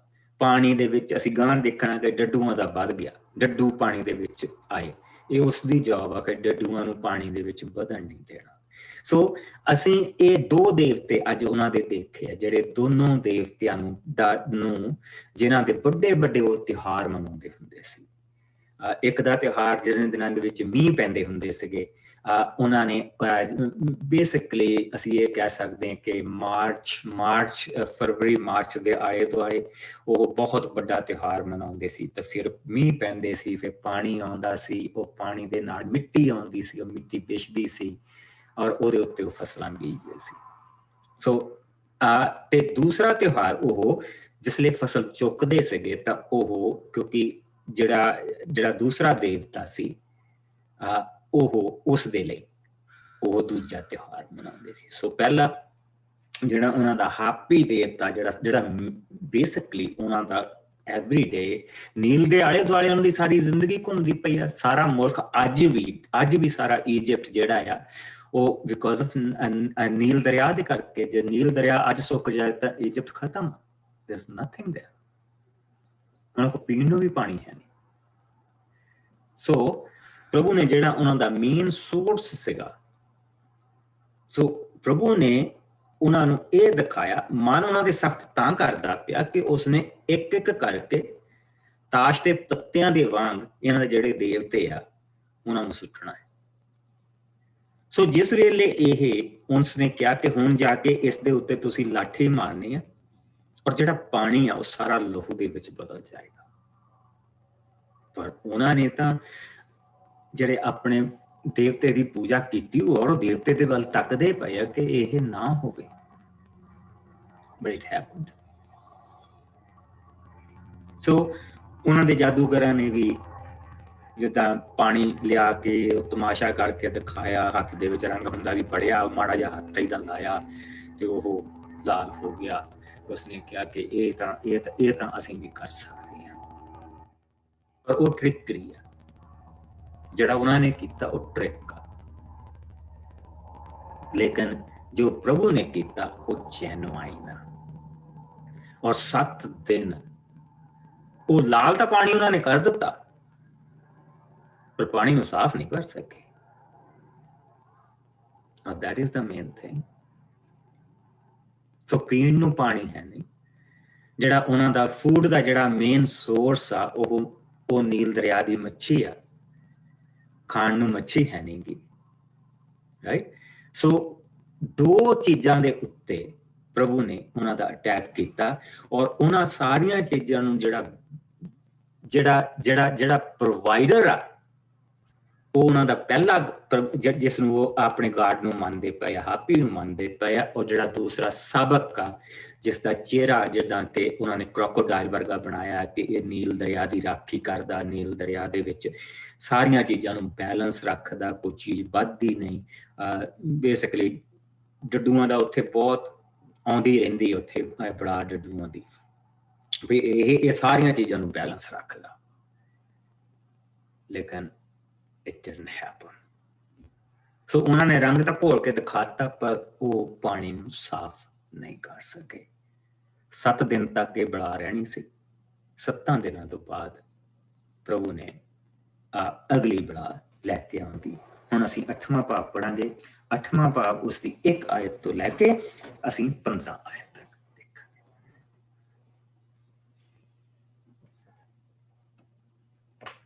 ਜਸਟ ਮੈਂ ਪੜ੍ਹਦੀ ਹਾਂ ਪਾਸਟਰ ਜੀ। ਧੰਨਵਾਦ। ਡੱਡੂਆਂ ਦਾ ਆਉਣਾ। ਤਦ ਪ੍ਰਭੂ ਨੇ ਮੂਸਾ ਨੂੰ ਕਿਹਾ, ਤੂੰ ਜਾ ਕੇ ਰਾਜਾ ਨੂੰ ਕਹਿ ਕਿ ਉਹ ਮੇਰੇ ਲੋਕਾਂ ਨੂੰ ਜਾਣ ਦੇਵੇ ਕਿ ਉਹ ਜਾ ਕੇ ਮੇਰੀ ਪੂਜਾ ਕਰਨ। ਪਰ ਜੇਕਰ ਤੂੰ ਮੇਰੇ ਲੋਕਾਂ ਨੂੰ ਨਹੀਂ ਜਾਣ ਦੇਵੇਂਗਾ ਤਾਂ ਮੈਂ ਸਾਰੇ ਮਿਸਰ ਨੂੰ ਡੱਡੂਆਂ ਨਾਲ ਭਰ ਦੇਵਾਂਗਾ। ਨੀਲ ਨਦੀ ਡੱਡੂਆਂ ਨਾਲ ਭਰ ਜਾਵੇਗੀ। ਉਸ ਵਿੱਚ ਇੰਨੇ ਡੱਡੂ ਪੈਦਾ ਹੋ ਜਾਣਗੇ ਕਿ ਉੱਥੋਂ ਤੇਰੇ ਮਹਿਲ ਵਿੱਚ ਅਤੇ ਤੇਰੇ ਅਧਿਕਾਰੀਆਂ ਵੱਲ ਜਾਣਗੇ। ਉਹ ਤੁਹਾਡੇ ਸੌਣ ਵਾਲਿਆਂ ਕਮਰਿਆਂ ਵੱਲ ਜਾਣਗੇ। ਉਹ ਤੁਹਾਡੇ ਖਾਣ ਵਾਲਿਆਂ ਕਮਰਿਆਂ, ਰਸੋਈਆਂ, ਭਾਂਡਿਆਂ ਆਦਿ ਨੂੰ ਭਰ ਦੇਣਗੇ, ਇੱਥੋਂ ਤੱਕ ਕਿ ਉਹ ਤੁਹਾਡੇ ਉੱਤੇ ਵੀ ਚੜ੍ਹ ਆਉਣਗੇ। ਪ੍ਰਭੂ ਨੇ ਮੂਸਾ ਨੂੰ ਅੱਗੇ ਕਿਹਾ, ਤੂੰ ਹਾਰੂਨ ਨੂੰ ਕਹਿ ਕਿ ਉਹ ਆਪਣੀ ਲਾਠੀ ਨਦੀਆਂ, ਨਹਿਰਾਂ, ਛੱਪੜਾਂ ਆਦਿ ਉੱਤੇ ਅੱਗੇ ਸਿੱਧੀ ਕਰੇ ਕਿ ਉਹਨਾਂ ਵਿੱਚੋਂ ਡੱਡੂ ਨਿਕਲ ਆਉਣ ਅਤੇ ਸਾਰੇ ਮਿਸਰ ਨੂੰ ਭਰ ਦੇਣ। ਹਾਰੂਨ ਨੇ ਇਸੇ ਤਰ੍ਹਾਂ ਕੀਤਾ ਅਤੇ ਡੱਡੂ ਨਿਕਲ ਆਏ ਜੋ ਸਾਰੇ ਮਿਸਰ ਉੱਤੇ ਛਾ ਗਏ। ਮਿਸਰੀ ਜਾਦੂਗਰਾਂ ਨੇ ਵੀ ਇਸੇ ਤਰ੍ਹਾਂ ਕੀਤਾ ਅਤੇ ਉਹਨਾਂ ਦੇ ਕਾਰਨ ਵੀ ਡੱਡੂ ਨਿਕਲ ਆਏ। ਤਦ ਰਾਜਾ ਨੇ ਮੂਸਾ ਤੇ ਹਾਰੂਨ ਨੂੰ ਸੱਦ ਕੇ ਕਿਹਾ, ਪ੍ਰਭੂ ਅੱਗੇ ਪ੍ਰਾਰਥਨਾ ਕਰੋ, ਇਹਨਾਂ ਡੱਡੂਆਂ ਨੂੰ ਮੇਰੇ ਤੇ ਮੇਰੇ ਲੋਕਾਂ ਤੋਂ ਹਟਾ ਲਵੋ। ਮੈਂ ਤੁਹਾਡੇ ਲੋਕਾਂ ਨੂੰ ਪ੍ਰਭੂ ਦੇ ਅੱਗੇ ਬਲੀ ਚੜਾਉਣ ਲਈ ਜਾਣ ਦੇਵਾਂਗਾ। ਮੂਸਾ ਨੇ ਉੱਤਰ ਦਿੱਤਾ, ਮੈਂ ਇਹ ਖੁਸ਼ੀ ਨਾਲ ਕਰਾਂਗਾ, ਪਰ ਤੁਸੀਂ ਦੱਸੋ ਕਿ ਮੈਂ ਕਦੋਂ ਤੁਹਾਡੇ ਲਈ ਪ੍ਰਾਰਥਨਾ ਕਰਾਂ। ਮੈਂ ਤੇਰੇ ਅਤੇ ਤੇਰੇ ਅਧਿਕਾਰੀਆਂ ਲਈ ਪ੍ਰਾਰਥਨਾ ਕਰਾਂਗਾ ਕਿ ਤੁਹਾਡੇ ਵਿਚਕਾਰੋਂ ਅਤੇ ਤੁਹਾਡੇ ਘਰਾਂ ਵਿੱਚੋਂ ਡੱਡੂ ਨਾਸ਼ ਹੋ ਜਾਣ ਅਤੇ ਕੇਵਲ ਨੀਲ ਨਦੀ ਵਿੱਚ ਹੀ ਰਹਿਣ। ਰਾਜਾ ਨੇ ਕਿਹਾ, ਤੂੰ ਕੱਲ ਸਾਡੇ ਲਈ ਪ੍ਰਾਰਥਨਾ ਕਰਨਾ। ਮੂਸਾ ਨੇ ਕਿਹਾ, ਇਹ ਠੀਕ ਹੈ, ਮੈਂ ਕੱਲ ਤੁਹਾਡੇ ਲਈ ਪ੍ਰਾਰਥਨਾ ਕਰਾਂਗਾ ਅਤੇ ਤੁਸੀਂ ਜਾਣ ਜਾਵੋਗੇ ਕਿ ਪ੍ਰਭੂ ਸਾਡੇ ਪਰਮੇਸ਼ਵਰ ਵਰਗਾ ਦੂਜਾ ਕੋਈ ਨਹੀਂ ਹੈ। ਕੱਲ ਡੱਡੂ ਤੁਹਾਡੇ ਕੋਲੋਂ, ਤੁਹਾਡੇ ਨੌਕਰਾਂ ਕੋਲੋਂ ਅਤੇ ਤੁਹਾਡੇ ਘਰਾਂ ਤੋਂ ਦੂਰ ਚਲੇ ਜਾਣਗੇ। ਉਹ ਕੇਵਲ ਨੀਲ ਨਦੀ ਵਿੱਚ ਹੀ ਰਹਿ ਜਾਣਗੇ। ਸੋ ਮੂਸਾ ਤੇ ਹਰੂਨ ਫਿਰੌਨ ਰਾਜਾ ਦੇ ਸਾਹਮਣੇ ਚਲੇ ਗਏ ਅਤੇ ਅਗਲੇ ਦਿਨ ਰਾਜਾ ਨੂੰ ਦਿੱਤੇ ਵਚਨ ਦੇ ਅਨੁਸਾਰ ਉਸਨੇ ਪ੍ਰਭੂ ਅੱਗੇ ਉਹਨਾਂ ਡੱਡੂਆਂ ਦੇ ਸੰਬੰਧ ਵਿੱਚ ਪ੍ਰਾਰਥਨਾ ਕੀਤੀ ਜੋ ਉਸਨੇ ਘੱਲੇ ਸਨ। ਪ੍ਰਭੂ ਨੇ ਮੂਸਾ ਦੀ ਪ੍ਰਾਰਥਨਾ ਅਨੁਸਾਰ ਕੀਤਾ ਅਤੇ ਸਭ ਡੱਡੂ ਘਰਾਂ ਦੇ ਵਿਹੜਿਆਂ ਅਤੇ ਖੇਤਾਂ ਵਿੱਚ ਮਰ ਗਏ। ਲੋਕਾਂ ਨੇ ਮਰੇ ਡੱਡੂਆਂ ਦੇ ਢੇਰਾਂ ਦੇ ਢੇਰ ਇਕੱਠੇ ਕੀਤੇ, ਪਰ ਜਦੋਂ ਰਾਜਾ ਨੇ ਦੇਖਿਆ ਕਿ ਡੱਡੂਆਂ ਦੀ ਵਿਪਤਾ ਖਤਮ ਹੋ ਗਈ ਹੈ ਤਾਂ ਉਸਨੇ ਆਪਣਾ ਦਿਲ ਫਿਰ ਸਖਤ ਕਰ ਲਿਆ ਅਤੇ ਮੂਸਾ ਤੇ ਹਰੂਨ ਦੀ ਗੱਲ ਵੱਲ ਧਿਆਨ ਨਾ ਦਿੱਤਾ। ਹੁਣ ਕੁਐਸਚਨ ਜਿਹੜਾ ਇੱਥੇ ਇਹ ਉੱਠਦਾ ਪਿਆ, ਜਿਹੜਾ ਇਹਨਾਂ ਜਾਨਵਰਾਂ ਨੂੰ, ਇਹਨਾਂ ਡੱਡੂਆਂ ਨੂੰ ਜਿਹੜਾ ਬੈਲੈਂਸ ਰੱਖਣ ਦਾ ਕੰਮ ਸੀਗਾ ਉਹ ਬੇਸਿਕਲੀ ਕ੍ਰੋਕੋਡਾਈਲ ਜਿਹੜੇ ਉੱਥੇ ਦੇ ਮਗਰਮੱਛ ਸੀਗੇ ਉਹ, ਜਿਸ ਤਰ੍ਹਾਂ ਕਿ ਹੁਣ ਸਾਡੇ ਇੱਥੇ ਖਾਸ ਕਰਕੇ ਸਾਡੇ ਫ੍ਰੇਜ਼ਰ ਵੈਲੀ ਦੇ ਵਿੱਚ ਅਸੀਂ ਹਮੇਸ਼ਾ ਦੇਖਦੇ ਹਾਂ ਕਿ ਜਿਹੜੇ ਛੋਟੇ ਛੋਟੇ ਦੂਜੇ ਬਣੀ ਜਿਹੇ ਦੌੜੇ ਫਿਰਦੇ ਹੁੰਦੇ, ਖਰਗੋਸ਼ ਦੌੜੇ ਫਿਰਦੇ ਹੁੰਦੇ ਇੱਥੇ, ਜੰਗਲੀ ਖਰਗੋਸ਼। ਇੱਕ ਸਮਾਂ ਆਉਂਦਾ ਕਿ ਉਹਨਾਂ ਦੀ ਗਿਣਤੀ ਵੱਧ ਜਾਂਦੀ ਆ ਤੇ ਫਿਰ ਜਿਹੜੀਆਂ ਲੂੰਬੜੀਆਂ ਉੱਥੇ ਉਹਨਾਂ ਨੂੰ ਖਾਂਦੀਆਂ ਆ ਉਹਨਾਂ ਦੀ ਗਿਣਤੀ ਘਟੀ ਹੁੰਦੀ ਆ। ਫਿਰ ਉਹ ਜਿੱਦਾਂ ਕਿ ਉਹਨਾਂ ਦੀ ਗਿਣਤੀ ਵੱਧ ਜਾਂਦੀ ਆ ਤੇ ਖਰਗੋਸ਼ਾਂ ਦੀ ਗਿਣਤੀ ਘਟ ਜਾਂਦੀ ਆ ਤੇ ਲੂੰਬੜੀਆਂ ਜਿਹੜੀਆਂ ਉਹ ਮਰ ਜਾਂਦੀਆਂ, ਫਿਰ ਖਰਗੋਸ਼ਾਂ ਦੀ ਗਿਣਤੀ ਵੱਧ ਜਾਂਦੀ। ਇਸ ਤਰ੍ਹਾਂ ਬੈਲੈਂਸ ਰਹਿੰਦਾ ਆ ਦੋਨਾਂ ਦੇ ਵਿੱਚ। ਅਸੀਂ ਜਿਹੜੇ ਹੁਣ ਇਸ ਵੇਲੇ ਅਸੀਂ ਬਹੁਤ ਸਾਰੇ ਬਣੀ ਦੇਖਦੇ ਹਾਂ ਜਿਹੜੇ ਦੌੜੇ ਫਿਰਦੇ ਆ, ਇਹਦਾ ਮਤਲਬ ਕਿ ਲੂੰਬੜੀਆਂ ਦੀ ਗਿਣਤੀ ਇੱਥੇ ਘਟੀ ਹੋਊ। ਲੇਕਿਨ ਜਿੱਦਾਂ ਹੀ ਹੁਣ ਲੂੰਬੜੀਆਂ ਦੀ ਗਿਣਤੀ ਉਹਦੇ ਨਾਲ ਵਧਣੀ ਹੈ ਕਿਉਂਕਿ ਉਹਨਾਂ ਦੇ ਲਈ ਖੁਰਾਕ ਆ ਤੇ ਉਹਨਾਂ ਦੀ ਗਿਣਤੀ ਵੱਧ ਜਾਣੀ ਆ, ਖਰਗੋਸ਼ਾਂ ਦੀ ਗਿਣਤੀ ਅਗਲੇ ਸਾਲ ਘਟ ਜਾਣੀ ਆ। So it's a balance. ਇਸ ਦਾ ਮਤਲਬ ਇਹ ਆ ਕਿ ਮਗਰਮੱਛ ਜਿਸ ਦੀ ਉਹ ਪੂਜਾ ਕਰਦੇ ਆ ਕਿ ਇਹ ਨੀਲ ਦਰਿਆ ਨੂੰ ਸਾਫ਼ ਰੱਖਦਾ, ਸਾਰਾ ਕੁਝ ਕਰਦਾ, ਰਾਈਟ, ਔਰ ਉਹ ਆਪਣਾ ਕੰਮ ਨਹੀਂ ਕਰਦਾ ਪਿਆ। ਸੋ ਜਿਸਲੇ ਡੱਡੂ ਆਏ ਆ ਤੇ ਉਸਦੇ ਜਾਦੂਗਰਾਂ ਨੇ ਵੀ ਡੱਡੂ ਪੈਦਾ ਕਰਕੇ ਦਿਖਾਏ। ਉਹ ਡੱਡੂਆਂ ਨੂੰ ਵਾਪਸ, ਜਿੱਦਾਂ ਉਹ ਜਿਹੜਾ ਲਹੂ ਦਾ ਪਾਣੀ ਜਿਹੜਾ ਲਹੂ ਬਣ ਚੁੱਕਾ ਸੀ ਉਸ ਨੂੰ ਸਾਫ਼ ਤਾਂ ਨਹੀਂ ਕਰ ਸਕੇ, ਪਰ ਉਹ ਰੰਗ ਘੋਲ ਕੇ ਉਹਨਾਂ ਨੇ ਉਹ ਡੱਡੂ ਬਣਾ ਕੇ ਦਿਖਾਤੇ। ਜਿੱਦਾਂ ਕਿ ਉਹ ਲਾਲ ਰੰਗ ਘੋਲ ਕੇ ਤਾਂ ਖੂਨ ਬਣਾ ਕੇ ਦਿਖਾਤਾ, ਇਸੇ ਤਰ੍ਹਾਂ ਉਹਨਾਂ ਨੇ ਡੱਡੂ ਬਣਾ ਕੇ ਦਿਖਾਤੇ। ਉਹ ਜਿੱਦਾਂ ਅਸੀਂ ਦੇਖਦੇ ਹਾਂ ਕਿ ਉਹ ਹੈਟ ਦੇ ਵਿੱਚੋਂ ਖਰਗੋਸ਼ ਕੱਢ ਦਿੰਦਾ, ਉਹ ਚੋਂ ਕਬੂਤਰ ਉਡਾ ਦਿੰਦਾ, ਰਾਈਟ, ਹੱਥ ਦਾ ਟ੍ਰਿਕ। ਲੇਕਿਨ ਉਹ ਡੱਡੂਆਂ ਦਾ ਕੁਝ ਕਰ ਨਹੀਂ ਸਕੇ। ਸੋ ਰਾਜਾ ਨੇ ਕਿਉਂ ਕਿਹਾ? ਇਸ ਦੇ ਵਿੱਚ ਬਹੁਤ ਵੱਡੀ ਗੱਲ। ਰਾਜਾ ਨੂੰ ਤਾਂ ਕਹਿਣਾ ਚਾਹੀਦਾ ਸੀ ਹੁਣੇ ਕਰਦੇ ਇਹ ਬੜਾ ਨੂੰ ਸਾਡੇ ਤੋਂ। ਰਾਜਾ ਕਹਿੰਦਾ ਨਹੀਂ, ਕੱਲ ਨੂੰ ਕਰੀ। ਉਸਨੇ ਕਿਹਾ ਕਦੋਂ ਤੇਰੇ ਲਈ ਦੁਆ ਕਰਾਂ? ਕੱਲ ਨੂੰ ਕਰੀ। ਕਿਉਂ? ਕਿਉਂਕਿ ਹੁਣ ਉਹ ਆਪਣੇ ਜਾਦੂਗਰਾਂ ਨੂੰ ਦੇਖਣਾ ਮੰਗਦਾ ਸੀ ਕਿ ਮੈਨੂੰ ਡੱਡੂ ਬਣਾ ਕੇ ਨਾ ਦਿਖਾਓ, ਮੈਨੂੰ ਇਹ ਦੇਖੋ। ਨਾਲ ਨਾਲ ਸਾਰੀਆਂ ਚੀਜ਼ਾਂ ਹੋ ਰਹੀਆਂ। ਰਾਜਾ ਨੂੰ ਆਪਣੇ ਦੇਵਤਿਆਂ ਤੇ ਕਮਾਂਡ ਆ, ਰਾਜਾ ਨੂੰ ਆਪਣੇ ਜਾਦੂਗਰਾਂ ਤੇ ਕਮਾਂਡ ਆ, ਆਪਣੇ ਸਿਆਣਿਆਂ ਤੇ ਕਮਾਂਡ ਆ। ਉਹ ਕੱਲੀ ਕੱਲੀ ਚੀਜ਼ ਜਿਹੜੀ ਆ ਉਹ ਇੱਕ ਇੱਕ ਕਰਕੇ ਉਹ ਤਾਸ਼ ਦੇ ਪੱਤਿਆਂ ਵਾਂਗੂ ਹੁਣ ਡਿੱਗੀ ਜਾ ਰਹੀ। ਔਰ ਉਸਨੇ ਇਹ ਕਿਹਾ ਕਿ ਮੈਂ ਕਦੋਂ ਤੇਰੇ ਲਈ ਦੁਆ ਕਰਾਂ? ਉਹ ਕਹਿੰਦਾ ਕੱਲ ਨੂੰ ਕਰੇ। ਕਿਉਂ? ਕਿਉਂਕਿ ਉਸ ਰਾਤ ਉਸਨੇ ਕਿਹਾ ਕਿ ਮੈਨੂੰ ਡੱਡੂ ਬਣਾ ਕੇ ਨਾ ਦਿਖਾਓ, ਮੈਨੂੰ ਇਹ ਦਿਖਾਓ ਕਿ ਤੁਹਾਡੇ ਕੋਲ ਇਹਨਾਂ ਡੱਡੂਆਂ ਨੂੰ ਵਾਪਸ ਘੱਲਣ ਦਾ, ਇਸ ਬੜਾ ਨੂੰ ਖਤਮ ਕਰਨ ਦਾ ਤੁਹਾਡੇ ਕੋਲ ਕੋਈ ਤਰੀਕਾ ਹੈਗਾ ਕਿ ਨਹੀਂ। ਉਹ ਕੁਛ ਨਹੀਂ ਕਰ ਸਕੇ, ਉਹ ਕੁਛ ਨਹੀਂ ਕਰ ਸਕੇ। ਔਰ ਇਹ ਬੇਸਿਕਲੀ ਉਹਨਾਂ ਸਿਆਣਿਆਂ ਦੀ, ਜਿਹੜੇ ਸਿਆਣੇ ਉੱਥੇ ਬੈਠੇ ਹੋ ਸੀ, ਉਹਨਾਂ ਦੀ ਲਾਸਟ ਅਟੈਂਪਟ ਸੀ। ਸੋ ਹੁਣ ਉਹ ਆਪਣੇ ਸਿਆਣਿਆਂ ਵੱਲ ਦੇਖਦਾ ਪਿਆ, ਕਿਉਂਕਿ ਉਹ ਜਿਹੜੀ ਸਿਆਣਿਆਂ ਦੇ ਹੱਥ ਦੇ ਵਿੱਚ ਜਿਹੜੀ ਲਾਠੀ ਹੁੰਦੀ ਸੀ ਨਾ, ਉਹ ਜਿਹੜੀ ਲਾਠੀ ਹੁੰਦੀ ਸੀ, ਜੋ ਵੀ ਉਹਨਾਂ ਦੇ ਹੱਥ 'ਚ ਸਟਾਫ ਹੁੰਦਾ ਸੀ, ਉਹ ਉਹਨਾਂ ਨੂੰ ਪਹਿਲੇ ਗੁਰੂ ਨੇ ਆਪਣੇ ਚੇਲੇ ਨੂੰ ਦਿੱਤੀ ਹੁੰਦੀ ਸੀ, ਉਹਨੇ ਆਪਣੇ ਚੇਲੇ ਨੂੰ ਦਿੱਤੀ ਹੁੰਦੀ ਸੀ, ਉਹਨੇ ਆਪਣੇ ਚੇਲੇ ਨੂੰ ਦਿੱਤੀ ਹੁੰਦੀ ਸੀ। ਉਹ ਮੇਨ ਚੀਜ਼ ਹੁੰਦੀ ਸੀ। ਇਹਦਾ ਮਤਲਬ ਕਿ ਉਹ ਗੱਦੀ ਨਿਸ਼ੀਨ ਆ, ਉਹ ਗੱਦੀ ਤੇ ਬੈਠਾ ਆ। ਹੁਣ ਉਹਨਾਂ ਦੇ ਕੋਲ ਉਹ ਲਾਠੀ ਵੀ ਹੈ ਨਹੀਂ, ਉਹ ਤੋਂ ਵੀ ਬਗੈਰ ਆ, ਤੇ ਡੱਡੂਆਂ ਦਾ ਵੀ ਕੁਛ ਨਹੀਂ ਕਰ ਸਕੇ। ਡੱਡੂ ਬਣਾ ਕੇ ਤਾਂ ਦਿਖਾਈ ਜਾਂਦੇ ਆ, ਲੇਕਿਨ ਜਿਹੜੀ ਮੁਸੀਬਤ ਆ ਉਹਨਾਂ ਨੂੰ ਖਤਮ ਕਰਨਾ ਉਹ ਨਹੀਂ ਹੋ ਰਿਹਾ। ਔਰ ਦੂਸਰੇ ਪਾਸੇ ਜਿਹੜਾ ਉਹਨਾਂ ਦਾ ਪਰਮੇਸ਼ਰ ਆ, ਜਿਹੜਾ ਉਹ ਮੰਨਦੇ ਪਏ ਕਿ ਇੱਕ ਹੋਰ ਸਾਡਾ ਦੇਵਤਾ ਆ, ਜਿਸ ਦਾ ਨਾਂ ਸਾਬਕ ਆ, ਜਿਹੜਾ ਇਹਨਾਂ ਡੱਡੂਆਂ ਨੂੰ ਖਾਂਦਾ ਆ, ਔਰ ਜਿਸ ਦੇ ਨਾਲ ਸਾਡਾ ਨੀਲ ਦਰਿਆ ਸਾਫ਼ ਰਹਿੰਦਾ, ਉਹ ਵੀ ਕੁਛ ਨਹੀਂ ਕਰ ਰਿਹਾ। ਸੋ ਰਾਜਾ ਦੇ ਉੱਤੋਂ ਥੋੜੀ ਪਿਰਤ ਲੱਥਣੀ ਹੁਣ ਸ਼ੁਰੂ ਹੋ ਚੁੱਕੀ ਆ। ਸੋ उसने क्या कि कल ਨੂੰ ਦੁਆ ਕਰੀ। ਉਸਨੇ ਕਿਹਾ ਠੀਕ ਆ। ਅਗਲੇ ਦਿਨ ਉਸਨੇ ਦੁਆ ਕੀਤੀ, ਡੱਡੂ ਜਿੱਥੇ ਸੀ ਪ੍ਰਭੂ ਨੇ ਉਹਨਾਂ ਨੂੰ ਉੱਥੇ ਹੀ ਖਤਮ ਕਰਤਾ। ਔਰ ਉਹਨਾਂ ਮਰਿਆਂ ਡੱਡੂਆਂ ਨੂੰ ਜਿਸਲੇ ਚੱਕ ਕੇ ਢੇਰਾਂ ਦੇ ਢੇਰ ਲਾ ਦਿੱਤੇ। ਹੁਣ ਉਹ ਢੇਰਾਂ ਦੇ ਢੇਰ ਜਿਹੜੇ ਡੱਡੂਆਂ ਦੇ ਆ, ਉਹ ਸਾਰੇ ਇਜਿਪਸ਼ੀਅਨ ਲੋਕਾਂ ਦੇ ਸਾਹਮਣੇ। ਪ੍ਰਭੂ ਸਿਰਫ ਤੇ ਸਿਰਫ ਰਾਜੇ ਦੇ ਦੁਆਲੇ ਨਹੀਂ ਆ, ਉਹ ਜਿਹੜੇ ਇਜਿਪਟ ਦੇ ਲੋਕ ਵੀ ਆ ਨਾ, ਉਹਨਾਂ ਦਾ ਵੀ ਮਨ ਹੁਣ ਦਿਨ ਬ ਦਿਨ ਟੁੱਟਦਾ ਚਲਿਆ ਜਾ ਰਿਹਾ। ਅਸੀਂ ਦੇਖਿਆ ਕਿ ਜਿਹੜੇ ਪ੍ਰਭੂ ਦੇ ਲੋਕ ਸੀਗੇ ਉਹ ਸਾਰੇ ਨਿਰਾਸ਼ ਸੀਗੇ, ਲੇਕਿਨ ਹੁਣ ਅਸੀਂ ਦੇਖਣਾ ਕਿ ਪ੍ਰਭੂ ਦੇ ਲੋਕਾਂ ਦੇ ਵਿੱਚ ਜਿਹੜੀ ਆਸਾ ਆ ਉਹ ਵੱਧਦੀ ਜਾਣੀ ਆ, ਤੇ ਜਿਹੜੀ ਨਿਰਾਸ਼ਾ ਆ ਉਹ ਦੂਜੇ ਪਾਸੇ। ਫੈਰੋ ਤੋਂ ਲੈ ਕੇ, ਫਿਰਆਉਨ ਤੋਂ ਲੈ ਕੇ, ਰਾਜਾ ਤੋਂ ਲੈ ਕੇ ਛੋਟੇ ਤੋਂ ਛੋਟੇ ਕਰਮਚਾਰੀ ਤੱਕ, ਜਿਹੜਾ ਵਿਚਾਰਾ ਡੱਡੂਆਂ ਨੂੰ ਇਕੱਠੇ ਕਰਦਾ ਪਿਆ, ਉੱਥੇ ਤੱਕ ਇਹ ਸਾਰੀ ਚੀਜ਼ ਹੋਣੀ। ਔਰ ਪ੍ਰਭੂ ਦਾ ਸ਼ੁਕਰ ਆ, ਇੱਥੇ ਇਹ ਚੀਜ਼ ਦੇਖੋ ਕਿ ਨਮਾਣਿਆਂ ਦੇ ਲਈ ਉਹ ਕਿੱਦਾਂ ਦਾ ਕੰਮ ਕਰਦਾ ਪਿਆ। ਔਰ ਦੂਸਰਾ, ਪ੍ਰਭੂ ਆਪਣੇ ਵਾਅਦੇ ਦਾ ਕਿੰਨਾ ਧਨੀ ਆ। ਵਾਅਦੇ ਤਾਂ ਕੋਈ ਵੀ ਦੇ ਸਕਦਾ, ਵਾਅਦੇ ਕਰਨ ਨੂੰ ਕੀ ਹੈ? ਵਾਅਦੇ ਤਾਂ ਮੈਂ 2500 ਦੇ ਸਕਦਾ, ਵਾਅਦਿਆਂ ਦੀ ਗੱਲ ਨਹੀਂ, ਪੂਰਾ ਕਰਨ ਦੀ ਤਾਕਤ। ਪ੍ਰਭੂ ਸਾਡਾ ਵਾਅਦੇ ਦਿੰਦਾ ਨਹੀਂ, ਉਹਨਾਂ ਵਾਅਦਿਆਂ ਨੂੰ ਪੂਰਾ ਵੀ ਕਰਦਾ, ਪਰ ਕਰਦਾ ਆਪਣੇ ਤਰੀਕੇ ਨਾਲ। ਉਹ ਮੇਰਾ ਪ੍ਰਭੂ ਆ, ਮੇਰਾ ਦਾਸ ਨਹੀਂ, ਮੇਰਾ ਪ੍ਰਭੂ ਆ। ਕਰਨਾ ਉਹਨੇ ਆਪਣੇ ਤਰੀਕੇ ਨਾਲ, ਕਰਨਾ ਉਹਨੇ ਮੇਰੇ ਤਰੀਕੇ ਨਾਲ ਕੰਮ ਨਹੀਂ ਕਰਨਾ। ਤਰੀਕਾ ਉਹਦਾ ਆਪਣਾ ਹੋਣਾ, ਔਰ ਉਹਦੇ ਵਿੱਚ ਉਹਨੂੰ ਬਰਕਤ ਮਿਲਣੀ ਆ, ਤਾਂ ਕਿ ਮੈਂ ਨਾ ਕਹਿ ਸਕਾਂ ਕਿ ਮੈਂ ਪ੍ਰਭੂ ਨੂੰ ਤਰੀਕਾ ਦੱਸਿਆ ਸੀ, ਚਲੋ ਜੋ ਮਰਜ਼ੀ ਕੀਤਾ, ਤੇ ਪ੍ਰਭੂ ਨੇ ਤਰੀਕਾ ਤਾਂ ਉਹਨੇ ਮੇਰਾ ਹੀ ਵਰਤਿਆ ਨਾ। ਨਹੀਂ, ਨਾ ਉਹਨੇ ਮੇਰਾ ਤਰੀਕਾ ਵਰਤਣਾ, ਨਾ ਉਹਨੇ ਮੇਰੀ ਤਾਕਤ ਵਰਤਣੀ ਹੈ, ਨਾ ਉਹਨੇ ਮੇਰੇ ਢੰਗ ਵਰਤਣੇ, ਉਹਨੇ ਆਪਣੇ ਤਰੀਕੇ ਨਾਲ ਕੰਮ ਕਰਨੇ ਆ। ਸੋ ਇੱਥੇ ਅਸੀਂ ਜਿਸ ਲਈ ਕੂਚ ਦੇ ਵਿੱਚ ਦੀ ਲੰਘਦੇ ਪਏ ਹਾਂ, ਤੇ ਅਸੀਂ ਇਹ ਦੇਖਦੇ ਪਏ ਹਾਂ ਕਿ ਜਿੱਦਾਂ ਪ੍ਰਕਾਸ਼ ਦੀ ਪੋਥੀ ਦੇ ਵਿੱਚ ਬੜਾਵਾਂ ਆਉਂਦੀਆਂ ਪਈਆਂ ਸੀ, ਇੱਥੇ ਵੀ ਇਸੇ ਤਰ੍ਹਾਂ ਬੜਾਵਾਂ ਆ ਰਹੀਆਂ। ਇਹ ਪ੍ਰਕਾਸ਼ ਦੀ ਪੋਥੀ ਦੇ ਵਿੱਚ ਦੀ ਅਸੀਂ ਲੰਘਦੇ ਪਏ ਹਾਂ। ਇਹ ਜਿਹੜੇ ਥੋੜੇ ਚੈਪਟਰ ਆ, ਇਹ ਪ੍ਰਕਾਸ਼ ਦੀ ਪੋਥੀ ਆ ਪੁਰਾਣੇ ਨਿਯਮ ਦੀ, ਜਿਸ ਨੂੰ ਅਸੀਂ ਦੇਖਦੇ ਪਏ ਹਾਂ।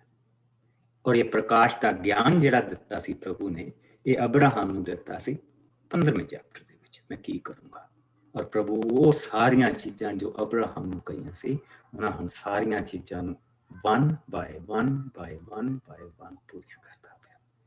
ਸੋ ਅੱਜ ਅਸੀਂ ਦੇਖਿਆ ਕਿ ਜਿਹੜੇ ਪਾਣੀ ਦੇ ਦੇਵਤੇ ਉਹਨਾਂ ਦੇ ਸੀਗੇ 2, ਉਹ ਤਵਸਤ ਹੋ ਗਏ।